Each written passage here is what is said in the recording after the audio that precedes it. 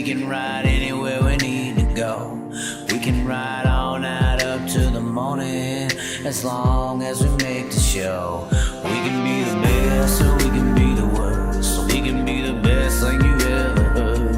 With the motor singing and the grandstands ringing, it's hard to put it all in words. But this is how we ride, this is how we do. Riding mud, sliding up higher in the groove. Don't give a damn about the cash we're spending. With the time we got, we choose to play it on the go, to stay out on the run. We all high, wild, and handsome. Ain't telling you what's right or wrong or what to choose. Hey, but this is how we do. This is how we do.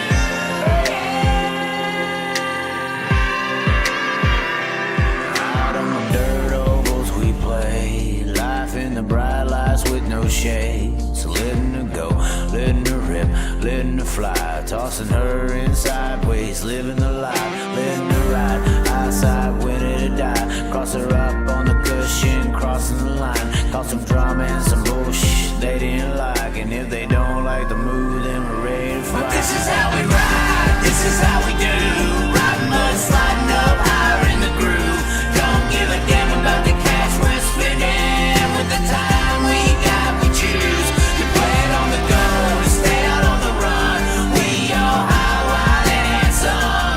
Ain't telling you what's right or wrong or what to choose. Hey, but this is how we do. This is how we do.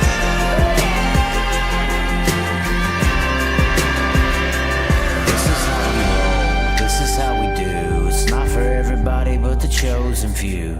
And we pray, cause we know that they might not ever come back. But this is how we ride, this is how we do. Riding mud, sliding up higher in the groove. Don't give a damn about the cash we're spending. With the time we got, we choose to play it on the go, to stay out on the run. We all high, wild, and handsome. Ain't telling you what's right or wrong or what to choose. Hey, but this is how we do. This is how we do.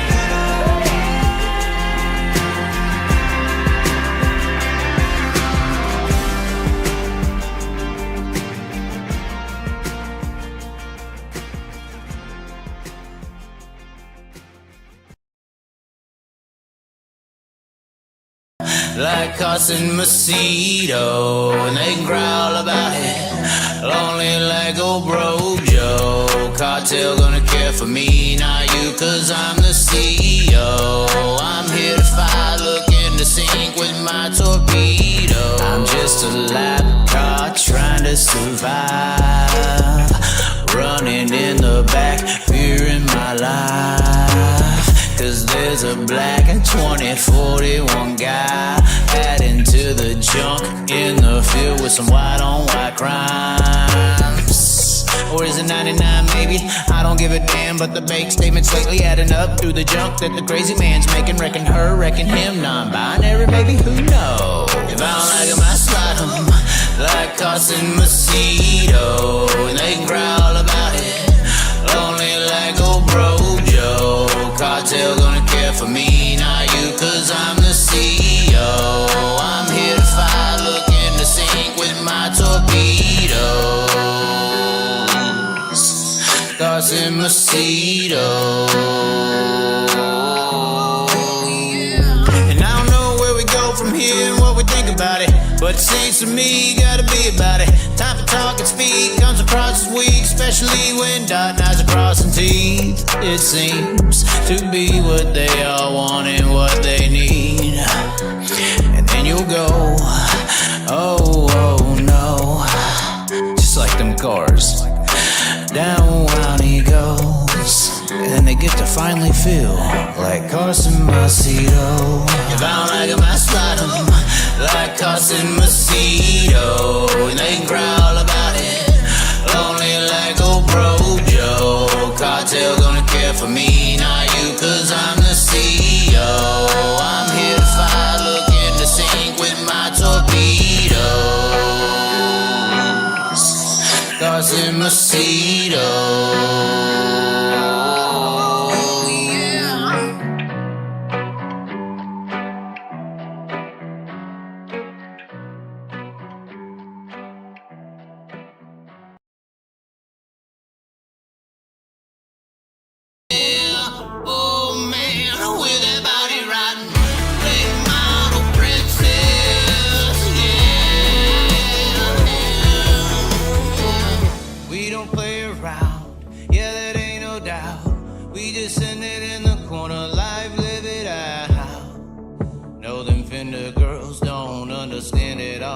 Understand it all, yeah. Ain't no hesitate, but we just make it pay. Paint them cushions in those corners, no it isn't safe. But for my sake, will you save it all? Cause you'll do the same to my heart, yeah. Late model princess got me going crazy. Yeah, she got them wings and never wing it down. Late model princess, yeah, she makes me listen when they're dirty.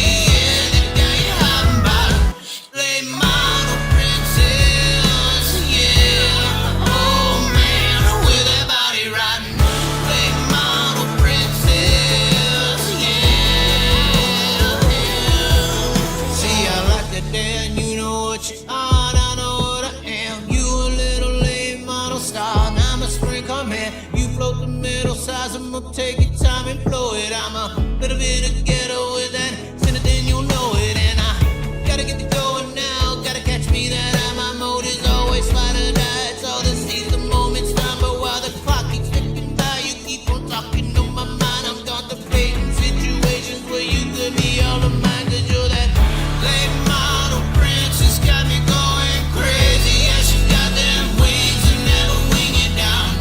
Late model princess, yeah, she makes me listen when they're dirty. Yeah, they got you hot and bothered. Late model princess, yeah. Oh man, with that body rotten. Late model princess, yeah. My late model, will you come and see me? Oh. One more time. Late model princess got me going crazy. Yeah, she got them wings and never wing it down. Late model princess, yeah, she makes me listen when they're dirty. Yeah, they got it hot and bothered. Late model princess, yeah. Oh man, with that body rotten. Late model princess, yeah. Oh, yeah. I'm ready to rip with that armor, ready to rip, hey. Ready to rip, ready to rip, hey. Ready to rip, ooh, yeah. Trying my hardest to stay with the best. Flexing yarners, that's on my chest. Facing problems down the depths. Ready to rip, coming correct. The fish in the water, hit my marks, hooking its head. Indian honors, wearing my harness, strapped in his harness. Ready to rip, trying my hardest to stay with the best. Flexing yarners, that's on my chest. Facing problems down the depths. Ready to rip, coming correct. The fish in the water, hit my marks, hooking its head. Indian honors, wearing my harness, strapped in his harness. Ready to rip, hey. Let's rip.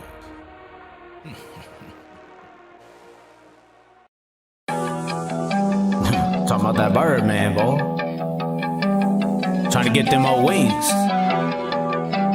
I ain't worried about no cocoon, you know what I'm saying? Like a bird, man, flying high in the flow. Hit it high on the cushion, drop it down really low. Like a bird, man, I try to fly out the way, but I ride inside when they made their mistake. Like a bird, man, you can call me Thanatos, and in a minute I can win it when you slip up on the corner. Like a bird, man, if you don't like the results, I'll show you both of my birdies like I end a round of golf. What's the bird, man? What's the name?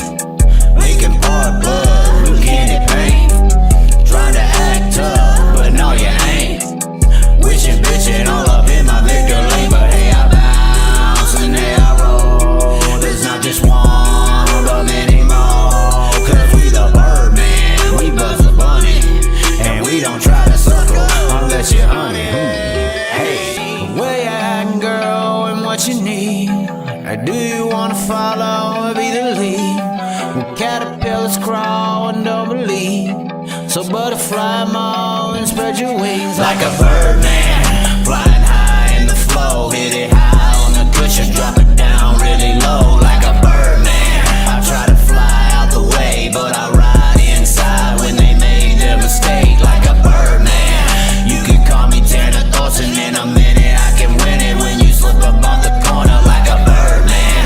If you don't like the results, I'll show you both of my birdies like I end a round of golf like a bird man, flying high in the flow. Hit it high on the cushion, drop it down really low like a bird man. I try to fly out the way, but I ride inside when they made their mistake like a bird man.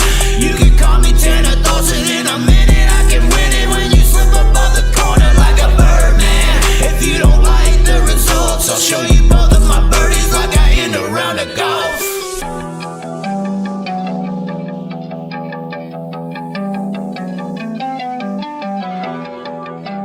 All right, we gotta run it back one more time, Here we go. We Talk are about that live, bird, ladies man, and boy. gentlemen. Oh, we Trying to get them are old wings. live. We're trying to get them old wings. I ain't worried about no Sonny. cocoon, you know what I'm saying?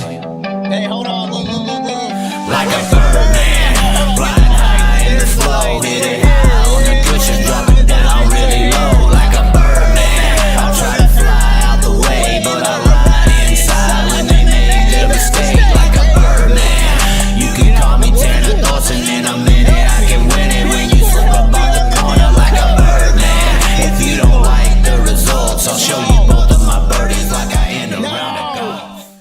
All right, Birdman's done. We are here, ladies and gentlemen. Somehow we've made it to another live show. We're doing this new. Hold on, we can move this out. We had this away actually at one point. We did. There we are. This is the show. This is the mic. It's a wrench, Socket, a socket. snap on. Shows how much I know, right? Yeah, I snapped on into 1 and 2, and it didn't work MacGyvered it. out. We just MacGyvered it. We MacGyvered it. So we are here at Dave's Auto Care. No, I'm just playing. David's Auto Care. I know your You name. can just say Dave's Litter. It's shop. Dave's? Do you go by Dave? No, David. David's Auto Care. David'sAutoCare.com. Although you just told me that your website situation is freaking horrible. Oh, it's hard to get people to do it the way you want to do it. And I do websites, so I was like, really? And he told me like it was like 6 months. Y'all just had a website go active after hiring people for 6 months. Is this real? Is this true? It's true. There's too many chiefs, not enough Indians in the process. Well, obviously, I do my own website, LongLiveTheChaz.com. I do NightSanitation.com. Dennis, I used to do Dennis Body Shop. We have like 10 of them. I can't remember them all. I just set them and forget them. You know, I build them to run. I told So, Jessica, just do Chaz because you're talking to the I the mean, operator, the owner, the I don't- manager, I don't know how people mess up websites. Y'all said it took 6 months. Night Sanitation, Eldora.com. Night Sanitation of Eldora, Eldora, Iowa, not Eldora, Ohio. Although we're going to Eldora next week. Hopefully, my car over here. We're here at David's Automotive trying to get it done. But no, I'm just playing. It's going to be done. But no, it took me like 2.5 days. And then they wanted some upgrades or whatever, and then it was simple. Sorry, I'm turning this way. I guess I golfed too much the last couple of days. I pinched a nerve. Apparently, the girl who's coming from Snapchat is gonna rub it out. What does she mean when she says this? She said she wants me to stay at her house tonight, and she's gonna rub my neck pains out. When she says rub it out, is she talking about just the neck pains? Is this show PG-13? I mean, this is there's no rating to the Chaz. If you have kids watching, I'm sorry. Then I guess that means you're going to get a hand job. I hope not, actually. Those are very, I mean, if I want a hand job, I probably can do it better myself. I've got a lot of practice this year, by the way. Use your opposite hand. Well, no, I'm not using any opposite hands. This is an opposite day. No. If the hand job's all that's coming, I'm staying right the fuck here. I'll sleep in the car. I'm just hoping she fixes the neck. It actually really does hurt. But anyway, we haven't been live. We just saw how the last time we were live was June 13th. I remember that episode. What do you mean? You were watching? The one that got the. I was actually rooting for Chaz. I'm like, Chaz is right. So what was the show? What was the show that got shut down? I would say rudely shut down personally.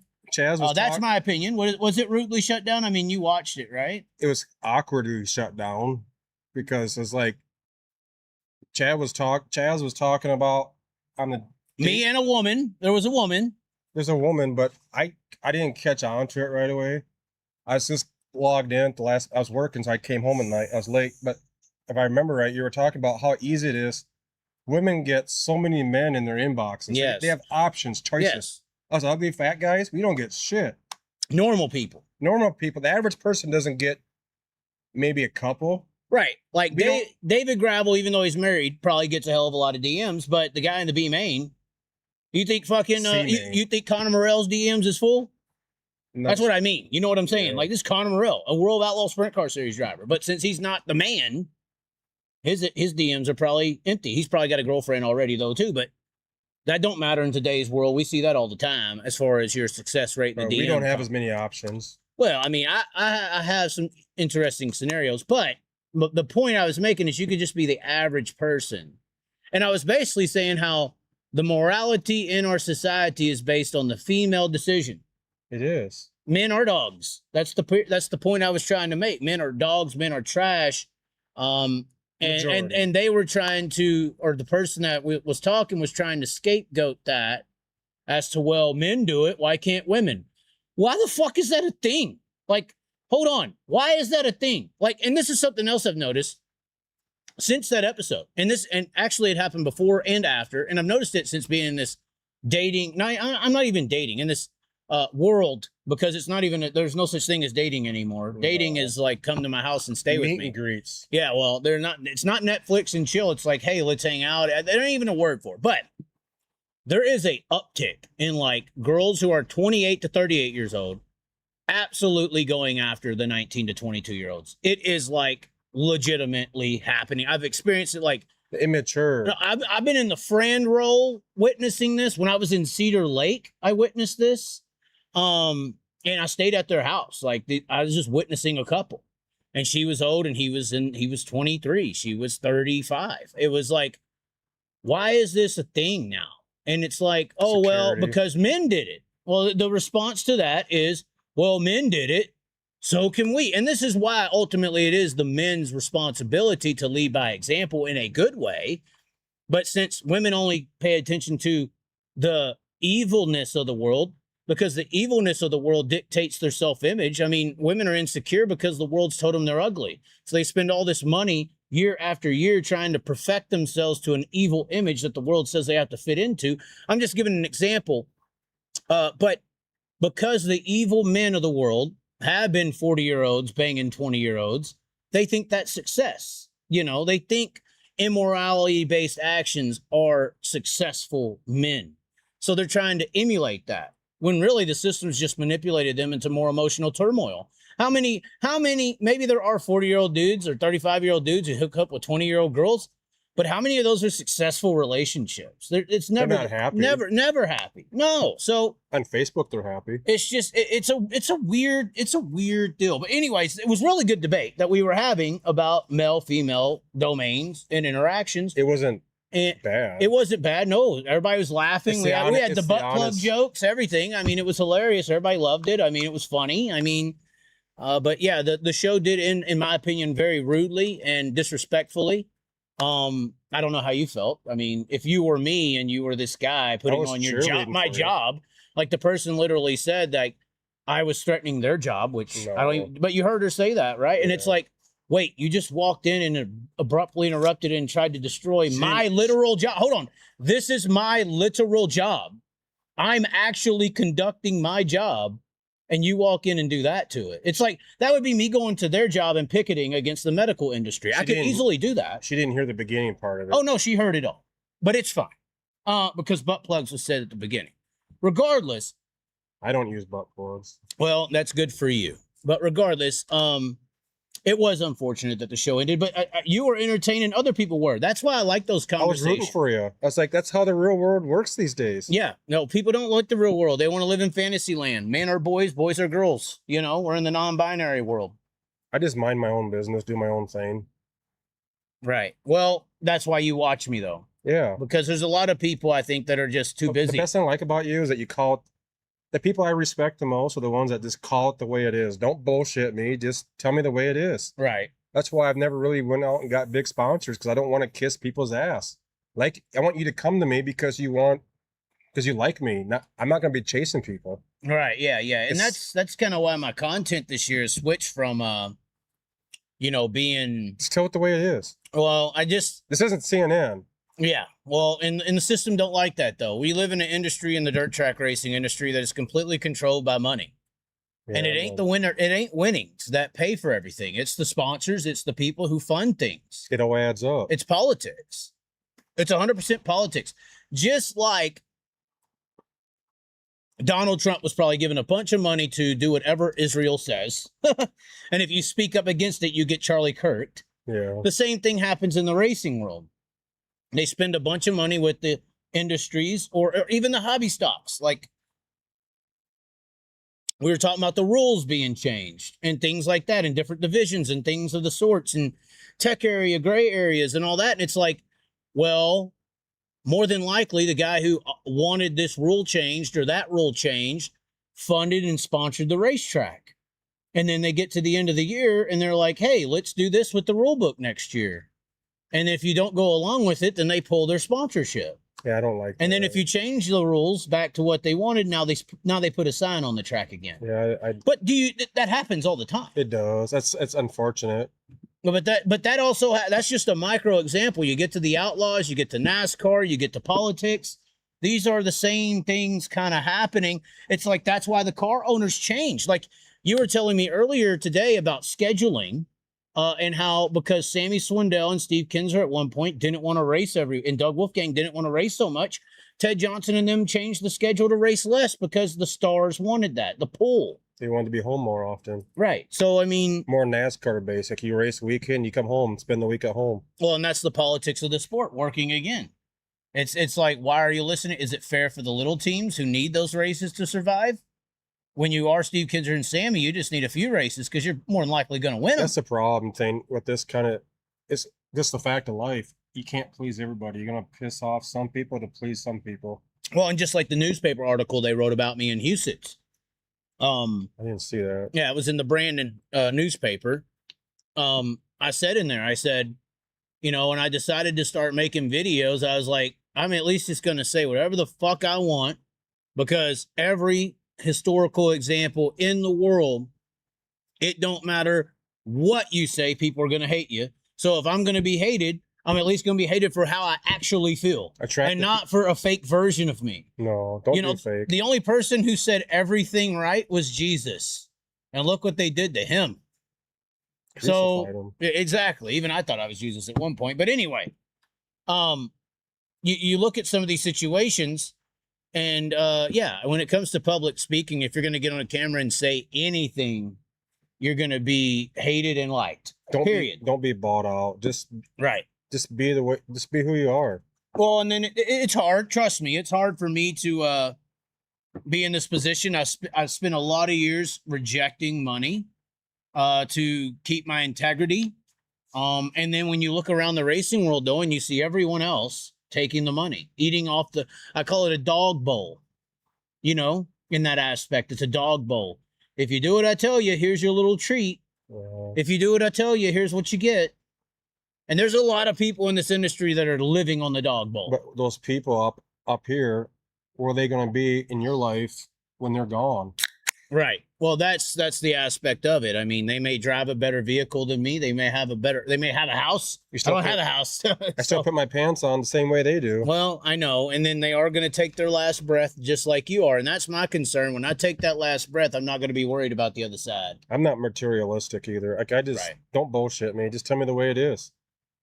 Well, anyway, what segment of the show would that be considered what we just had? Opening skit. That's a skit now. Now we're lying. Now we're making a joke. No. Right. So how would your weekend go racing? First time back in a race car. We're not talking about this shit. Hold on. Let's go to the chat. Now we're changing the subject. We're gaslighting people. How long has it been since you've been in a race car? Wait. Okay. Hold on. Here we go. Here we into the chat. I think I remember how to do this thing. It's been almost a month, guys. It's there. The chat is there. Holy shit, Chaz is back. Get the happy ending, oh God. The throw. Oh, I don't even want to know what they're talking about. We're here. We're here. Hold on. So wow. We're rusty. We're rusty. It's been a while. We do have some new supporters of the show. M&W Drywall, which is a drywall company here in Sioux Falls, used to work for Precision Drywall, the one that people have seen on race cars for years. Spurred off, made their own thing, made their own business. They're still buddies, Precision and them. Well, they learn from the best. So yeah, exactly. Precision and Precision and M&W met me, and they decided to put M&W since he's just starting off, so they're supporting the business. MWDrywall.com to check it all out. So, people in the comments, y'all are already asking, what's the big Huset's rumor? I feel like if we don't bring it up, we'll just go into tangents and it'll be lost. So, we'll go straight to the rumor. Should we go straight to the rumor? I just tell them, just put it out there. It is a confirmed rumor. Like, you heard who told me, right? I heard it. You heard who told me, right? Yep, I did. Is that a reliable source to this information? From the top. It's from the top. So we can't necessarily say who said this to me, but it's from the top. It's from the top, and it has to do with this guy, David Gravel. You heard it. We've been hearing it all around the Huset's area. I can't believe I'm about to say that. I'm going to get in so much trouble. When I get in trouble... Chaz isn't starting the rumor. When I get in trouble, I am throwing the guy who told me under the bus. Worse. I mean, maybe I shouldn't. I know, but Chaz didn't start it. I heard it. It wasn't from Chaz. Chaz didn't start this. But it was from the top. It was from somebody who would know. Oh, most definitely. The rumor is... Ta-da. David Gravel's going high limit in 2026. Or 7. We're adding them up. It's out there now. Quote. That's a quote. He's going high limit, guys. Kyle Larson is one. The Asians threatened him with the atomic bomb. And I'll just say it too. If that happens, High Bank Nationals is now a high limit event. Oh, most definitely. So then they'll do high limit at Skagit. Or it's an open event. They'll do high limit at Skagit, and then they'll do high limit at High Banks the following weekend. Do you think anybody would follow suit? I mean, if this happens, and I was telling Outlaws this. That's a statement. That's a bold statement. I was telling the Outlaws this. If you was to lose David Gravel. That's the Dale Earnhardt of sprint car racing. At this point, yes. Or the Jeff Gordon, one of the two. He's the face of the Outlaws. If you was to lose David Gravel to high limit next year, I mean, that's huge. It ain't like you're losing the 12th place guy in points. You're losing the point leader, the past champion. Back to Sammy and Steve. That was a popularity comment as to why they could, or content reasoning as to why they could dictate the Outlaw schedule. Who's the most popular driver in the Outlaws right now? By fucking far. David Gravel. I mean, Carson Macedo has his fan base, sure. Buddy does too. I would honestly put Donnie Schatz as second as far as popularity on the Outlaws right now. Love him or hate him, he's got all the attention. Well, I mean, David Gravel and Donnie's 1-2 as far as popularity right now, period. Yes. Maybe Schuhart's third. And that's just because Shark Racing in summer. Yeah. So, I mean, if you lose these people, and now you have David Gravel and Rico every week at high limit. That's two of the biggest names in the sport. I mean, Rico trumps the sport in so many aspects, honestly, right now. I mean, as far as popularity, who's more popular than Rico? The numbers say Rico is destroying everybody. Social media. Honestly, Rico is bigger than high limit, in my opinion. He is. He's been out there a while. Yeah, well, and it's Rico. I mean, there's several reasons as to why that is. We're not going to get mean about it, but if David Gravel flips ship, can you sell the World of Outlaws with a Buddy Kofoid, Carson Macedo show? Can you? Seriously. You know, Now you're really where's the rivalry? People come to see the rivalry. I come to see the rivalries. Well, I come to see the race. I'm just I'm saying. a racer, but it is, you have to have a rivalry.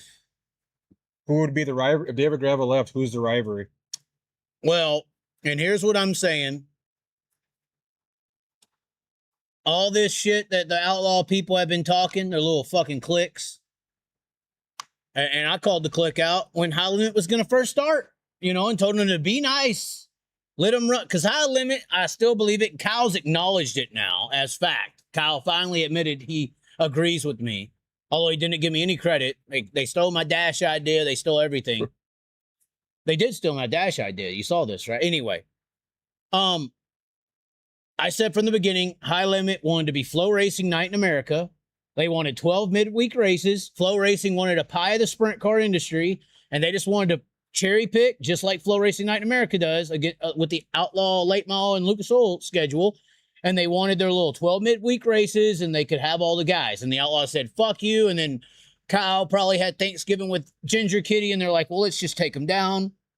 Because Kyle was bigger than the Outlaws, and I've tried to tell him this for years. You can't have a non-outlaw driver be bigger than the Outlaws. So their big stance always was, we're the brand. The World of Outlaws brand is bigger than anybody, kind of, you know, mantra. If David Gravel, which is what, once again, I'm not starting this rumor. No, you're not. I may be saying it on the show. I'll get all the blame, of course. You're not. I'm hearing from high-ups, and it's regionally. If David Gravel goes to the High Limit Racing Series in 2027 and partners up with Larson and partners up with Rico and partners up with Flo and Michael Rigsby, who knows what to do, he's a magician, in Saudi Arabia, because Saudi Arabian money funds Flo, I hope the World of Outlaws really believe in this brand, because then you're actually going to get tested if the brand is actually bigger. Because now no longer you could say the three best drivers in the world are on the World Outlaw Tour. Or cars and teams and driver combos, whatever you want to call that. But it's obvious that Gravel, Kofoid, and Macedo, and I even want to slide in Shoehart maybe, and maybe even Donnie. Like, I think Donnie's consistent enough. He could dominate the High Limit schedule full time. Like, I think Donnie could win the High Limit championship. He's a contender. I think Garrett Williamson could do it. He's about ready for a win. I think Sheldon could. You know, that's the other draw too. I guess popularity wise, you'd still have Sheldon and Donnie. You know, Kofoid's pretty consistent though. Yeah, but as far as top three best cars, and Sheldon's actually creeping in there with Macedo. I don't know if you could say that Sheldon is less than Macedo right now, this year, at this point of the year. It's a long season. So regardless, let's just say right now you got 4 cars that are better than High Limit consistently in Gravel, Kofoid, Sheldon, and Macedo. If Gravel goes, though, you just took a lot of fans with them, and you took a lot of attention, and you're trying to sell Donnie, or maybe you're trying to sell Kofoid versus Sheldon at that point. Maybe. I mean, if Sheldon shows more consistency, because that's the issue with Sheldon, right? He's fast, but he's not fast every time, every night. He has been the last month. Points racing or racing for wins, different scenario. I mean, that could be the beginning of the end. And like you were saying earlier, who goes with him at that point? Because the 41 was already on the fence. Yeah, I mean, the top dog leaves. There's got to be more to it than just this lot behind the scenes that would dictate that decision. And then who would I mean, 18 and 2 are pretty close. Well, and then you have, how would you get the franchise? That would be the question. Is Todd going to buy Brent Marks' franchise or buy one of the franchisees, or has he already reached an agreement? And this is why the rumors are so hard right now. Would you have to if you're top to get into the 2-year floating average point system? Yes. You have to be top 8, I believe, 2 years in a row to get into there. But I think you would have to start that this year. So you'd have to buy your way in. Someone's got I mean, to go. Here's what I'm saying, and I said this when Donnie had his issues last year. If I was High Limit, I would have threw the fucking bank at him. I don't give a damn. Flow has plenty of associated sponsors. Like, here's what I'm saying. Like, Flow Racing is Flow Sports. Flow Sports, big partner is Saudi Arabian money. They probably know some people with big companies. Instead of, like, say, David Gravel and their team, let's say they can't afford or want to buy a charter, and it's going to take them 2 years floating to get one because they're going to be top 8 no matter what. I'm sure they could find some kind of, like, you know, tosser under the money company to just throw the David Gravel team, like, you know, $6-7 million a year. Or that's what I'm saying. Some of these people, like, we say $6-7 million. Sounds like a lot of money. But when you're talking about Saudi princes, or, you know, and this level of money, $6 million is like $60 for me and you. You know, it's like you have $60 to help us acquire David Gravel from the other little dirt car series. Like, that's the amount of money it is to these people. So I'm sure you can find third-party companies to supplement these drivers who are worth acquiring on just the sponsorship level. And it doesn't even really matter what the championship pays or the points pay. They don't care. They're getting guaranteed money. Exposure. Yeah. They don't care how they do it. Exactly. They just wanted to... If Flow Racing or Flow Sports wanted to take down the Outlaws, it would be fucking simple. They just throw the cash at these guys, just like UFC and all these other operations do it. They just throw the cash to people they want to acquire. It's just business 101. You know, and I think at any point, if Flow and High Limit want to knock them out, they just got to make, well, maybe Rigsby has to make a few phone calls and get some supplemental income through sponsorship to get it done. Yeah. I mean, points, it's the same thing as like racing or like what I do. I mean, yeah, 300,000 that David Gravel won at Huset's was big, but they raced at River Cities for $12,000. They race at these other tracks for $12,000. That ain't paying for your operation. What's paying for the operation? The car owner, the sponsors, all these things. So I think what I'm saying is, like, you could do that even on a season-long basis, where the sponsors or supporters of the car funding the car so well that winning the championship really isn't the main goal. It's a bonus. It's just a bonus. Yeah, it's like side money. Like $12,000 for a World Outlaw sprint car team. That's how much it still pays to win a World Outlaw normal race. $12,000 is fucking nothing. Here's how I look at it. If I was going to pick and choose, look at the history of the World of Outlaws. I'd rather have my name right now on that history, win the championship. To me, it's not about the money, but I guess it's become that point. But history can become a part of the past very quickly. It can. I mean, I get it that in this dirt racing world, in the perfect world, we race both series. I love sprint car racing, so to me, I wish it wouldn't be like Republicans against Democrats. I wish it would just be sprint car racing. What's best for all. Yeah, but I mean, the schedules aren't set up that way. It's not, but I get that. The late model side of it is, the late model side is 50-ish races per side, so you can bounce back and forth. You just got to be careful because you don't want to hurt the sport. Well, I mean, I think that our drama around High Limit versus Outlaws is helping. Yeah. But it's like a rivalry within the two groups. It needs to work together in that aspect, and it does. There's a method to the madness currently, I think. But when we're talking about the sides, I would think that if you're on the Flow Racing side and you're on the Brad Sweet, Kyle Larson side, it's obvious that you have a weak roster.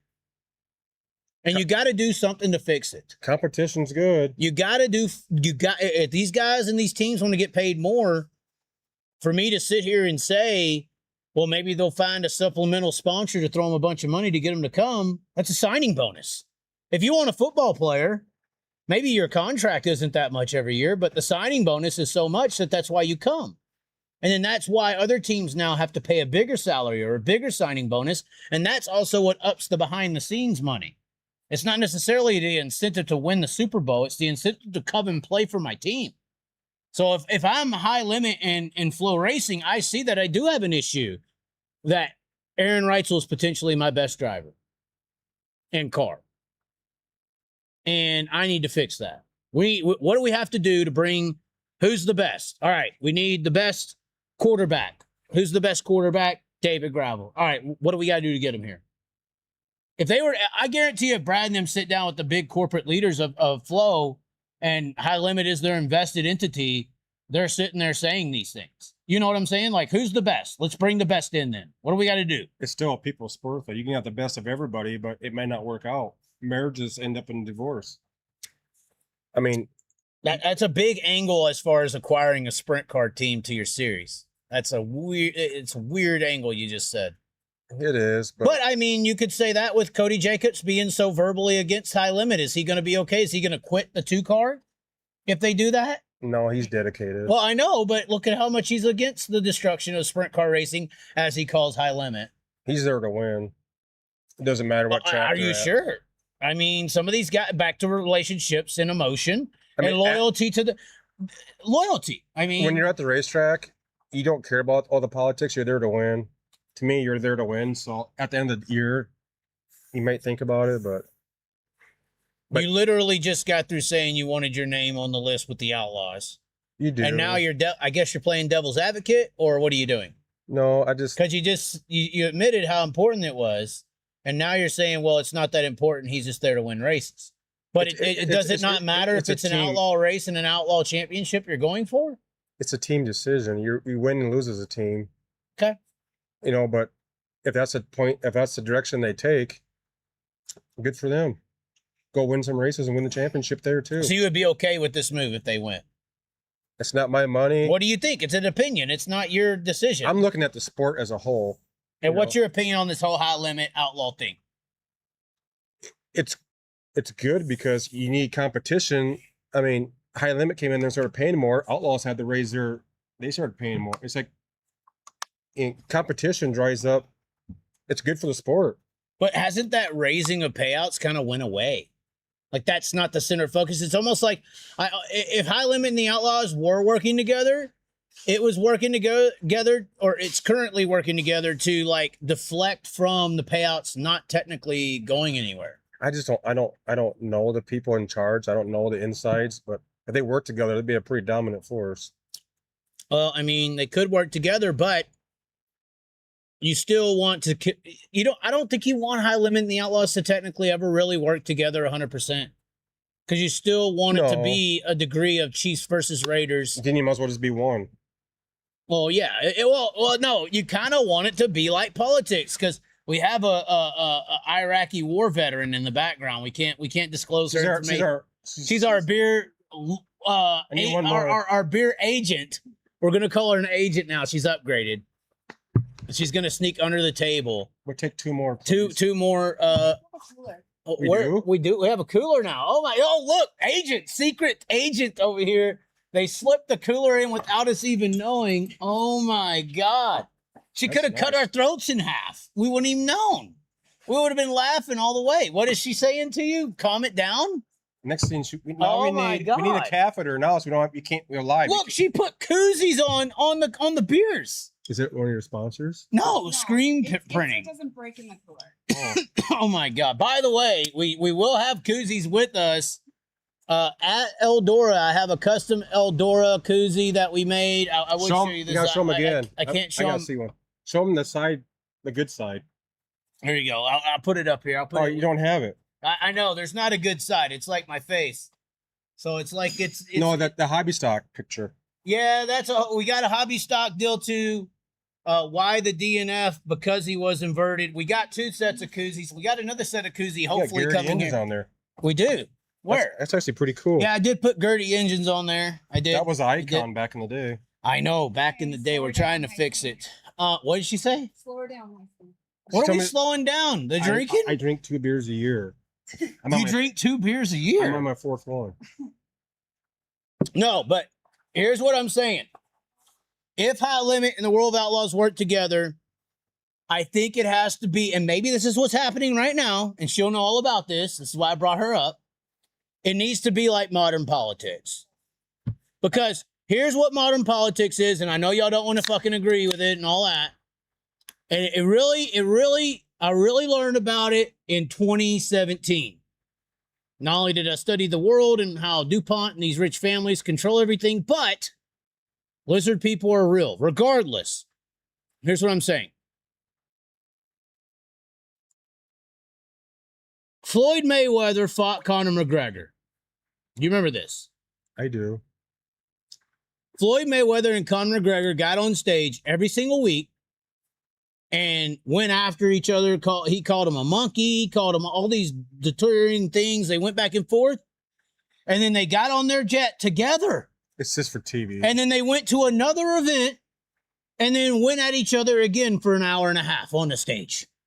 And I started thinking, I was like, wait, I see how they're doing this in the fight game for money, but they got to sell tickets. The politicians, they just have to make you believe it's real, and they collect your tax dollars. So here's what I mean.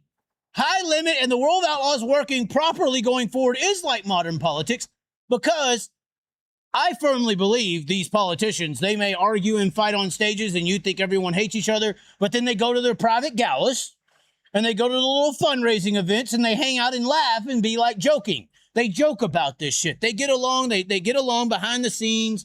And they play the rivalry because that's what divides the population. And as long as we're divided, then we just keep going to work every day and not worrying about the real shit that's going on. So if you're worried about Bunny XO and Jelly Roll splitting, you ain't worried about how they're fucking you over in the tax collecting scheme world of this society. But anyway, that's how the Outlaws and High Limit work together in the future. Is they stay in the public eye like they hate each other, but privately they're working together. Does that make sense? It does. Just like Conor McGregor and Floyd Mayweather. Same thing. No? No, I can't say for sure, but it sounds, So then what sounds is good. what is the ideal way that they work together, in your opinion? What is working together? Do they schedule against each other? Yeah, all the time. Well, the Outlaws have a 90-race schedule. They have 2 weekends off. So the Outlaws would all of a sudden just like cut 6 weekends or 7 weekends for High Limit, because High Limit doesn't have a full schedule because they're off during the Knoxville Nationals and the Kings Royals and all these big outlaw races. They're not necessarily off because they, don't want to have a full schedule. They just can't schedule against those races. They pay too much. Oh, yeah. Yeah, so it's not a freedom schedule. It's a manipulation. You also don't want to hurt the teams either. You want them to go race for the big money too. Right, exactly. If those races were High Limit, it would be a 90-race High Limit I'd schedule. rather win the Eldora Kings Royal with Rico and David Gravel being there and everybody being there. Right, so we are down that late model. To me, it's more about, path. I earned it. Right. Right, and so right now when you win an Outlaw Championship or a High Limit Championship, does it matter? Because you didn't beat everybody. You didn't beat the best, technically. I mean, it worked. It didn't work out very good back in the day with the USA, the US, whatever it was back in 88. Well, and then you had NST, and then Fred got sadly passed away. And then I guess people thought NSL was going to be a threat to the Outlaws, but that was just a regional thing, right? That was just Huset to Knoxville, I think. But the funding's there to do it right. I don't think you should do something half-assed. You need to go into it. Kyle Larson's doing a good job. The Royal Outlaws are doing a good job, but you can't do shit half-assed these days. Well, and that's why I think, like, my idea. So they're both going to be there. They're both going to be there for a long time.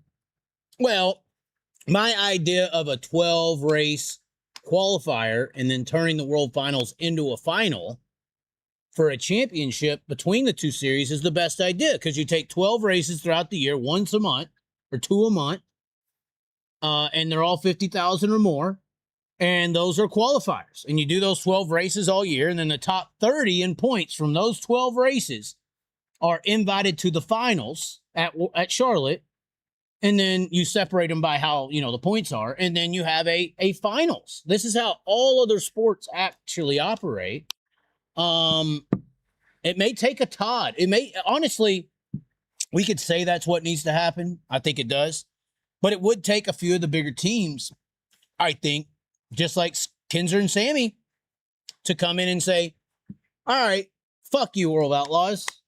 We're gonna force y'all to make you work with high limit, and we're gonna leave y'all and go to them until y'all break off your horse that you think can't be broke. You know what I mean by that? Yeah. So maybe this is like, if what we're hearing, and once again, I'm not starting the rumor, right? If what we're hearing has a glimpse of truth, maybe that's the long-term plan. This is like the horse where you make the L, and it's like, all right, here's the L, but to take down the king, you're just trying to get them to break their fortress in a way. If that, you know, Mind games. it's a mind game. And if this is coming from Todd, it's not. For the record, it's not. We have to say that. We have to say that. We can't say that out loud, who it's coming from. But obviously, Todd's a smart businessman when it comes to negotiating chips on how to get people to do what he wants them to. That's businessman 101, you know, trying to manipulate people to make the decision that you want. I mean, that's business. That's how the world works these days. Yep, that's politics. Are we done? Do we want to see the chat reaction?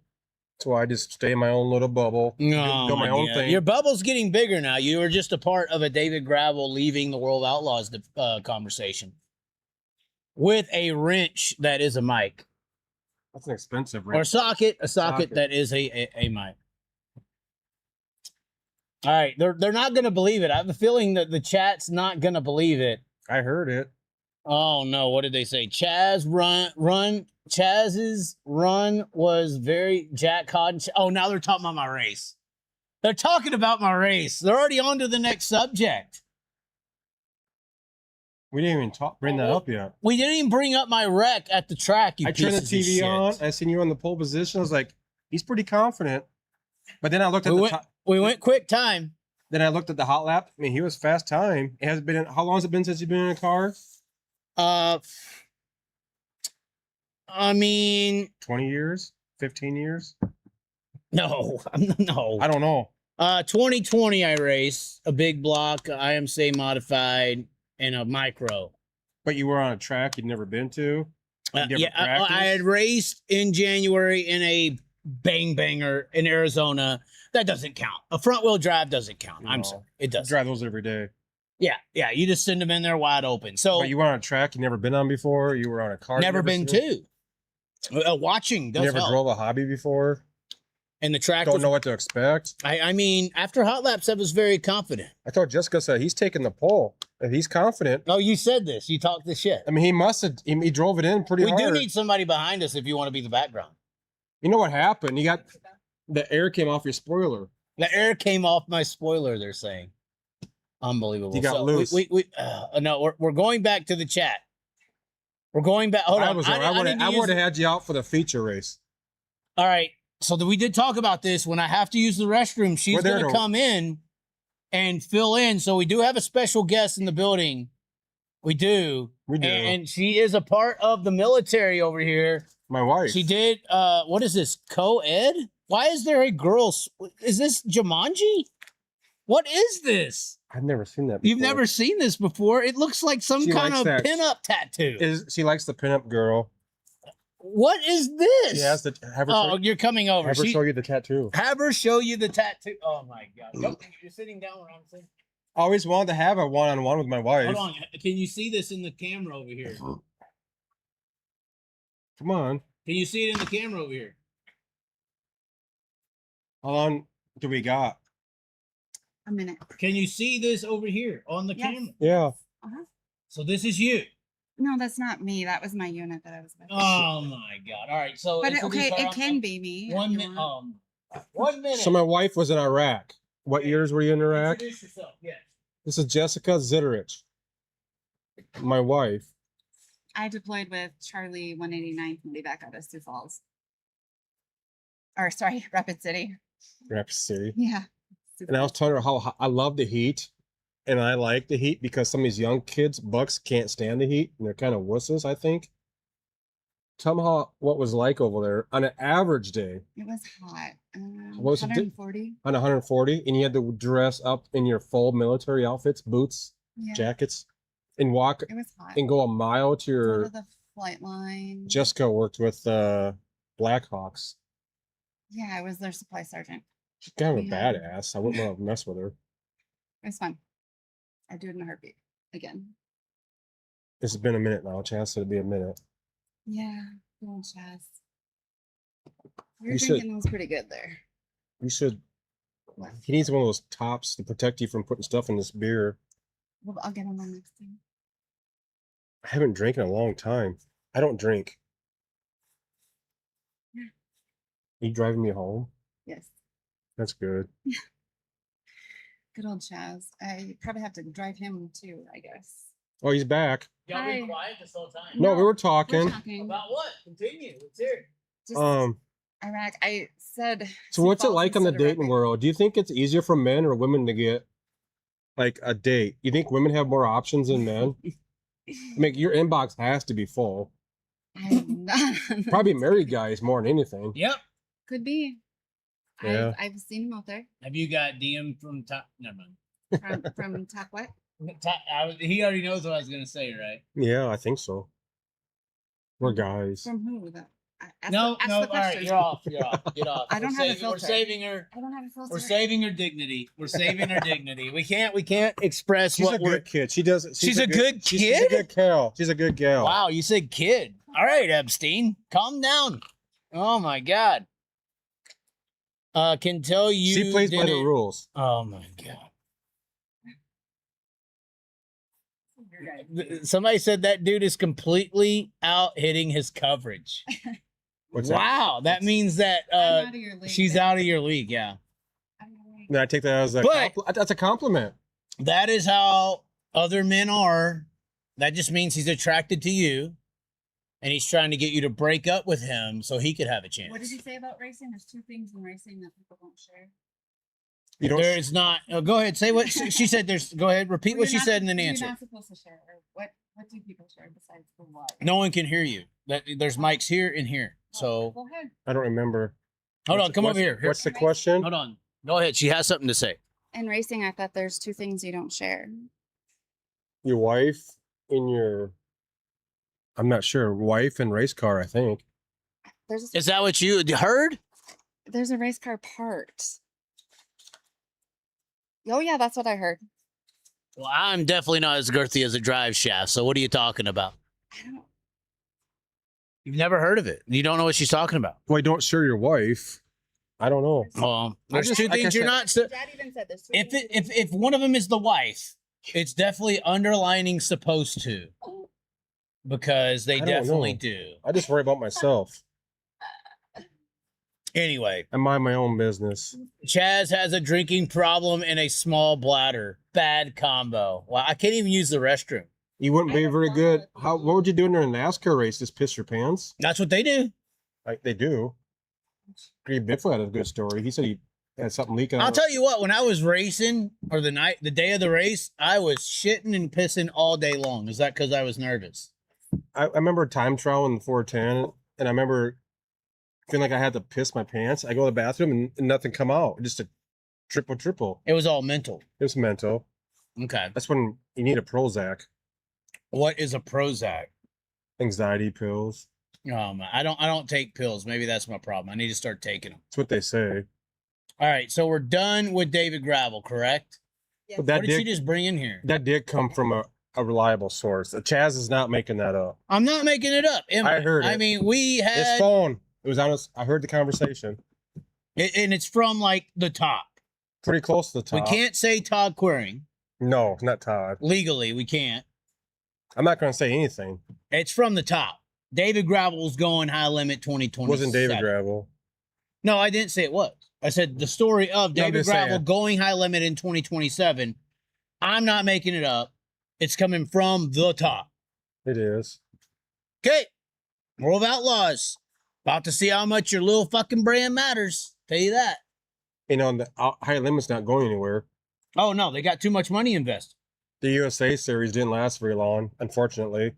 Too much money invested. But competition is good for the sport. I wish they could get like a tire. Get get Goodyear and get McCreary, American Racer, and You think they should open the tire roll up? they should. It's competition. It probably drive the price down a little bit. Give guys options. I don't know. I don't like monopoly in the sports. I don't like monopoly. Well, I mean, how's it been how's it been? Has it been good for the sport? I don't know. Apparently the quality stuff has got very good this year, as far as the tires not rolling out correctly and all that stuff. So, and American Racers, I mean, the price on American Racers for the hobby stock was $180 a tire. I remember last time I raced 410s, the front tire was $120. We put 3 tires on new every night at Huset's.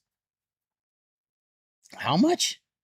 $120 for a front tire. Back Well, in what the day. about right rear? What was the price back then? I want to say last time I raced, I was 5th in points at Huset's, and it was we put new tires on every night. I want to say it's about $600 for a night for 3 tires. Okay. I don't know what it comes out to be. I want to say a right rear back then was probably $250. Okay.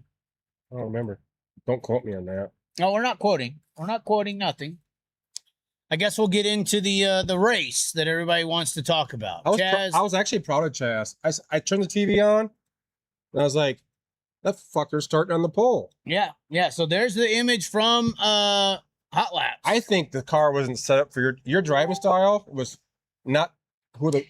'cause My driving style's on the fucking throttle, buddy. on the flag stand, that fucker was on the right rear already. Oh, yeah, because I'm fucking digging. We ain't trying to fuck around here. But I saw what happened. You lost your downforce. The guy behind you got so close, you lost your downforce on the stand. There ain't no downforce in this fucking hobby jockey. You lost your spoiler. The thing is, just tell the world. here's what happened. You see this Did you fucking step on thing? your dick? Look at this fucking thing. You see how fucking jacked sideways this thing is? Look at this. Look at him. Look at me in there. Look, I'm staring. Actually, it looks pretty good though. Oh, it looks I mean, like you're parallel. You're parallel. where with, is it at? You're parallel with the right rear. Look. There's right another front. shot. Look at that. Fucking just throwing her in there. Why don't they said they never heard the car hit the chip before? They had to turn the chip up because I was on the shit so hard. Like turn the chip up. Hold on. Let me show Getting you the what I'm valve talking about. springs to Here's the how chip much I was. So this is a regular hobby stop. This is the car I was supposed to drive, the 59. Remember that when I was in it saying "Your fuck come." The Pennzoil. The Pennzoil car. He was there with his new motor that we can't sing out, and obviously we know why. It's a race motor. You can't hurt a rookie. Apparently you can. You know. But anyway, Wolfgang said that the best thing you can do to break a motor in is go out there and flat foot it. But anyway, look at his ass up here. And this is an experienced racer. I think you were trying to catch him because he didn't hire you. It's an experienced racer in front of me. I was faster than him, by the way, by 6/10. I believe I was almost a second faster. You were than like 59. 2 like a lot quicker. A second faster than the fucking 59. He had a new motor in New motor and everything. I'm in the old jalopy with car. all tires. Yeah, I'm used to. They said this car's used to being at the back. It wasn't They in ain't the ever back. seen this car do what it's done since Tracy Haluska used to drive it when it was winning. So Haluska runs the late model stock or whatever at Huset's now. He ran that car back in the day, and then they had these other jalopies, which, by the way, the guy who usually drives the car was very upset that I was going to be in the car. He tried to shut it all down. He Like the called Daytona, like it was like it the was Days of back. Thunder. It was back. Like the Days of Thunder. He showed up and took over. He's like, oh, he's faster Well, than me. he didn't even plan to run the race. And then when they said I was going to run it, he tried to jump in and be like, well, I was going to run it, and got all mad at the team. So there was a lot of things on the line here. I kind of wanted to cry when I was upside down in turn 2. But regardless, What did that feel like being upside down for so long? Did you get we're lightheaded? going to get to that part. So this is what these jalopies, this Brian Taylor over here out of Riverside, the Riverside side, New motor. this is what he's got the Revere Got the Pennzoil pressure washer. sponsorship. Yeah, he's looking like he's Jack Hodgeshaw, but he's driving it like a fucking Dave Blaney or something. is He's pretty- straight. I mean, he's barely even moving the car around. You look like you didn't even have to brake Look on. at me back here. I'm fucking Brian Clausen, Jack Hodden. How that car's looking back there Indiana. is how that car should have been looking. You backed it in. I was backing that motherfucker in there, and it was working. You didn't use a It brake was quick time. in hot laps. Yes, Yeah, in potentially hot lap. Yeah, in hot lap. So there's the look. This was going into one. The front tires off the ground. We were on the fucking chip, buddy. You're on the right rear. We were trying to get her done. All right, we weren't fucking around. All right, You need to grab we were, another gear. You need we some were ground speed. we were trying to win the race. Cause here's the deal. It was really quick in hot laps, 2/10 faster than everybody else. That could be bad though. It is bad. Rock Rapids usually slows down. So usually if you're quick in hot laps, you need to do something for the heat race because the track. They didn't goes away. touch the car. That's not a sprint car though. It's not, right? But I went in there and I didn't go in there fucking balls You don't want out. to be too good too fast. But I did, in my mind, I told Tracy, I was like, here's the deal. The heat race I had Tyler Slumbum in it, which is one of the best drivers in the area, He's and good. cars. There's no slouches. The teammate was in it, Joseph Zahn, who was the quickest overall in practice. I was quickest in my group. You had the 81 car to my outside who was racing Slumbum the week before who got put in the wall. He's fast. He can win. There was like 4 guys who could win the race. So I was like, all right, I have to go into turn 1. I have to hit the start perfect, which I did. Hit the perfect start. And then when I clear the guy down the front straightaway, I got to send it in there pretty hard, grab the cushion and shoot off. And then I could back it down. Just get a little gap between me and second and then hold on to it for 5.5 laps. It was only a 6-lap heat race. So I went in there. Hold on. Do we need to bring the fucking, now roll the tape. They want to roll the tape. You fucking. It was on the right rear pretty early.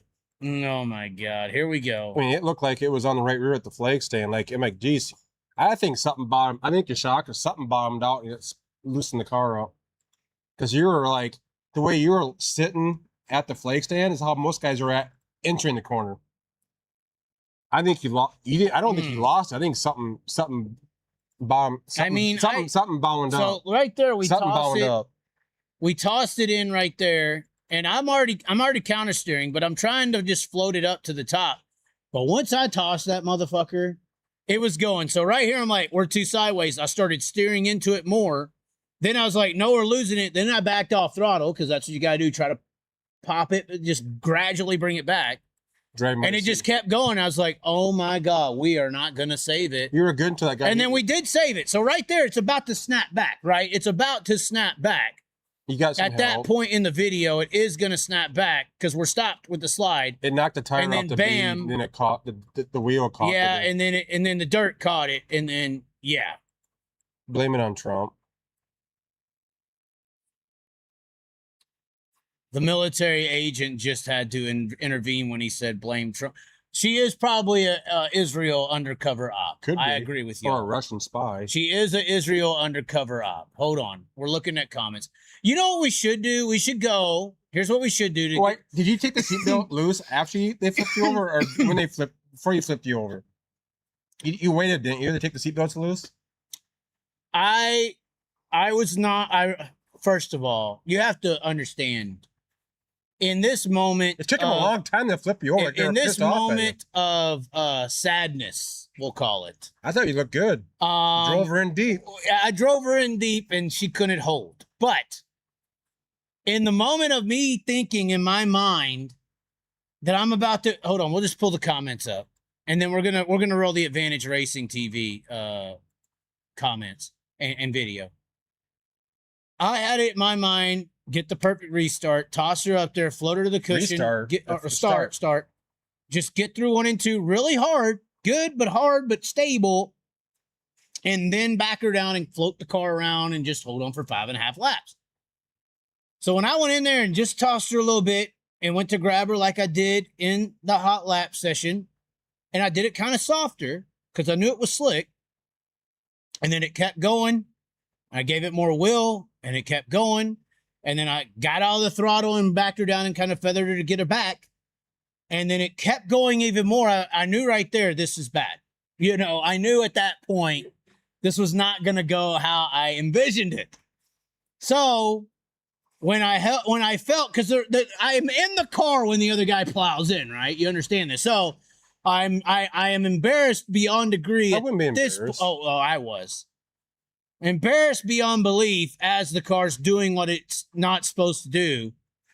And then when I get hit and it started to flip, I felt like in a roller coaster where you're like, when you go to do the spins, you're like coming out of the seat, you know, and it's just these straps holding you down. And then I remember looking at the ground upside down.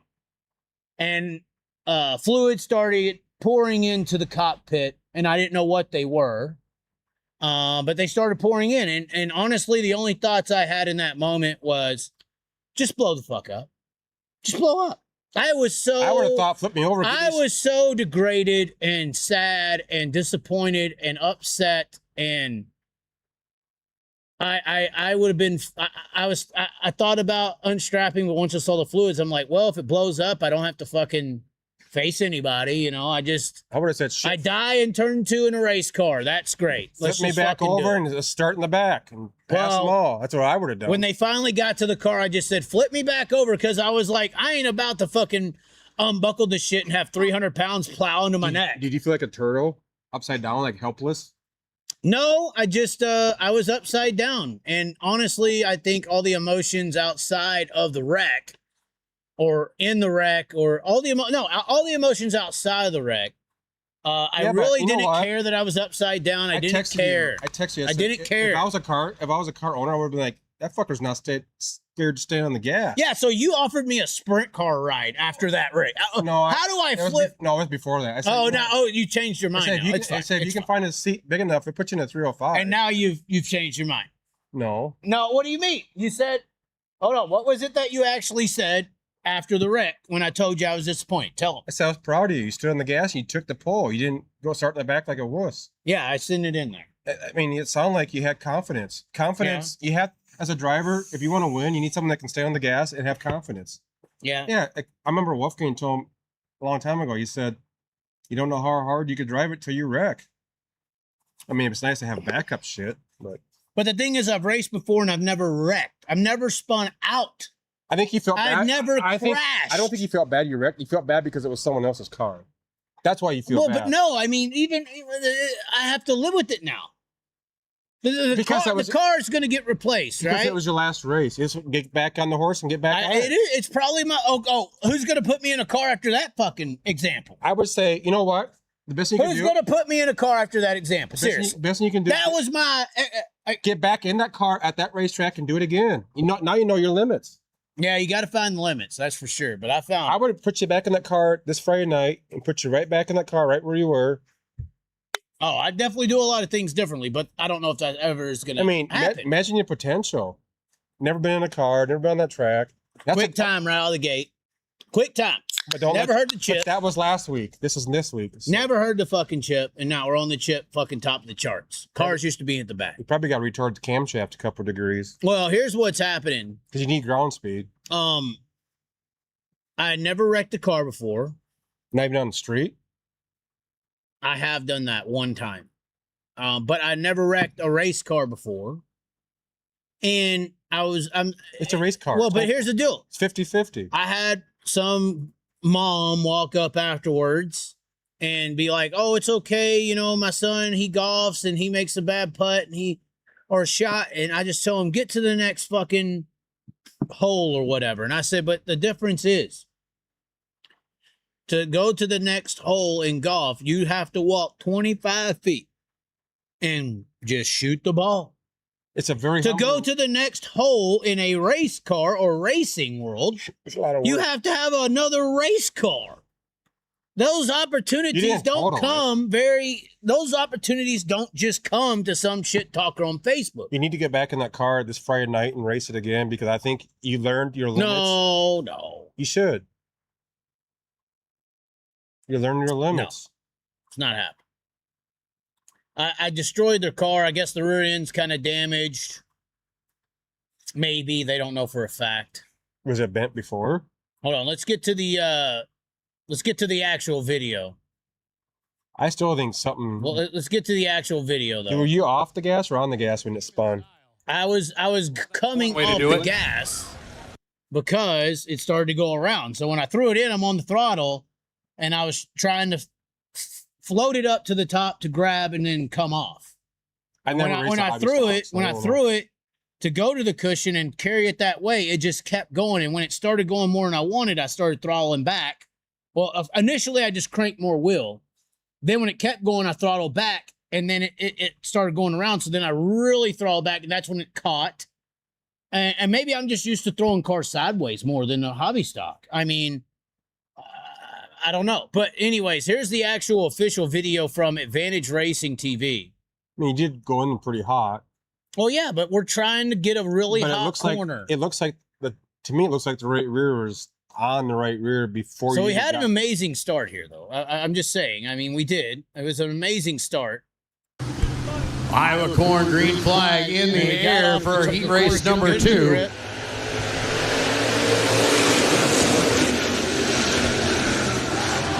Around goes long and up and over. We would never tipped over. We would never popped the left front. And up and for heat race number 2. Oh, they don't show it. It was already tossed in way before it started going. Maybe you need to move up 5 feet. Iowa corn, green flag in the air for heat race number 2. I should have been higher. I didn't know. Around goes long. We used to pay people to videotape and our up races and back in over. the day, just so we can learn. And before we had, I didn't know that I cleared the car 100%. So I you don't have. That's just seat time. You need more seat time. Well, and that's another reason as to why I sent it in hard, because I knew I got a good start on him, but I also knew if I sent it in really hard that I would have passed his but nose. that's the problem with leading the race. You don't Iowa know. corn, green You don't have flag to in gauge the yourself air all for the heat time. race number That's where 2. you need seat time. It was already gone. And look at the lead you got. 2 car lengths. Yeah. But look how you're on the right rear already. Well, I mean, the right no rear- one else is, but they're not cranked in there like You that do- either. To me, it looks like he drove it in hard. See, already there, I'm already cranking it more will. And It's almost like you it need a just kept stiffer. going. It's almost And like you then- need a stiffer right rear spring for your driving style. Well, that's about when I started backing on the throttle, and then I started really getting out of You it. might have to ask the guy that drives the car. And then I knew I was fucked when I got that. Around And then yeah, that definitely hurt it. I mean, they're not very big tires. They don't have a lot. They don't have 0 downforce. goes long and But here's my problem with the announcing group, because people don't understand it. I made a big post about the announcing group. I didn't agree with that one guy had to say about. Now, here's what I'm trying to say, because I went back and watched this. Watch this shit. I am, from the moment these cars pull out here. Those guys didn't drive in as hard as you say. They know the track. You know, you don't know the track. You don't know your limits. I only knew it from hot laps, and from hot laps, I thought I drove it in soft. I literally thought I drove it in way softer than I did in hot laps. We obviously had more speed when the track dried out because the car was on the right rear long before it was. the 11, it's Austin Hickman. It's number 1 out of Larchwood, Iowa, driving the 11. It's number 1. So we could watch this whole Starting on the pole position here tonight's driver out of Dallas, Texas. He drives the Z4. It's Chaz Thompson. Outside of row number 1 out of Larchwood, Iowa, driving the 11. It's Austin Hickman. They're gonna inside row number 2 out of Brandon, South Dakota. In the 81, it's Josh Frost. They're gonna go through this and his whole outside out of lineup. Key, South Dakota. In the Z, it's Joseph Zahn. and they're gonna Inside do the row lineup number right 3 now, out of Sioux Falls, and then South they're gonna Dakota. go It's the into 165 this entire of lap. Robert Thompson. And he's outside And not the mention CX Factor out of anything Sioux about Falls. It's Long Tyler Live the Schlumbum. Chaz. They're not going to Inside your fourth mention, and oh, final he's row been out of talking Hills, crap on Minnesota, Facebook. driving the Let's see what he can 24H. do. That is Brock Harnett.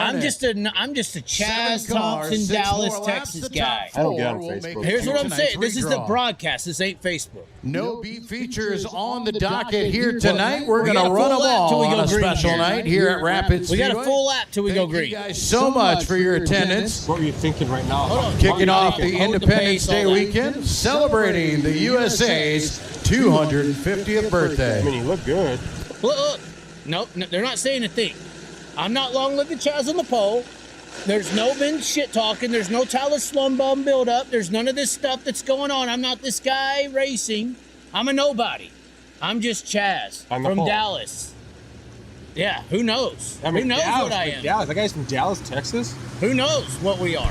Who knows? But Iowa watch corn, this. green flag in the air for heat race number 2. Had a good start. Look, nothing's been said about who I am. Watch what happens after you can tell. If I'm watching this race, I know this car's going Just around. another guy out there. But at this point of this, What at were you this thinking? segment, What were you thinking right there? I'm not talking about me anymore. I already did that.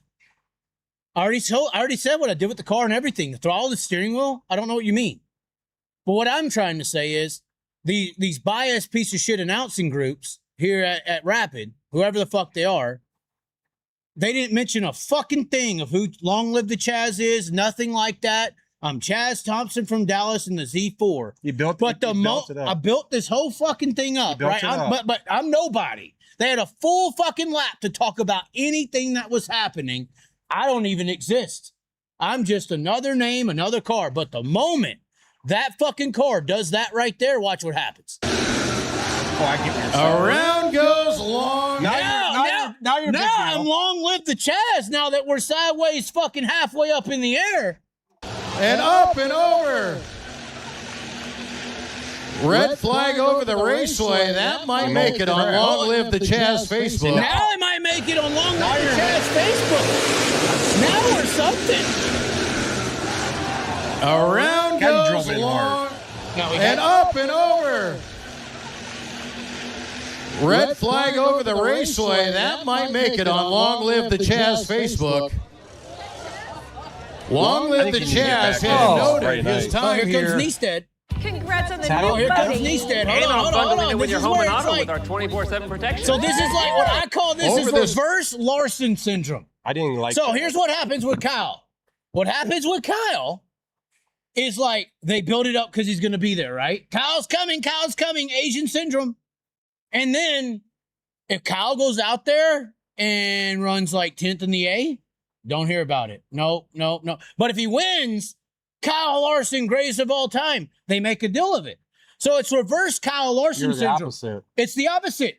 You don't exist, but when you do something bad, we're going to point it out now. Now the guy who's announcing the 410 sprint car is not even supposed to be talking. He didn't talk all day. Didn't talk.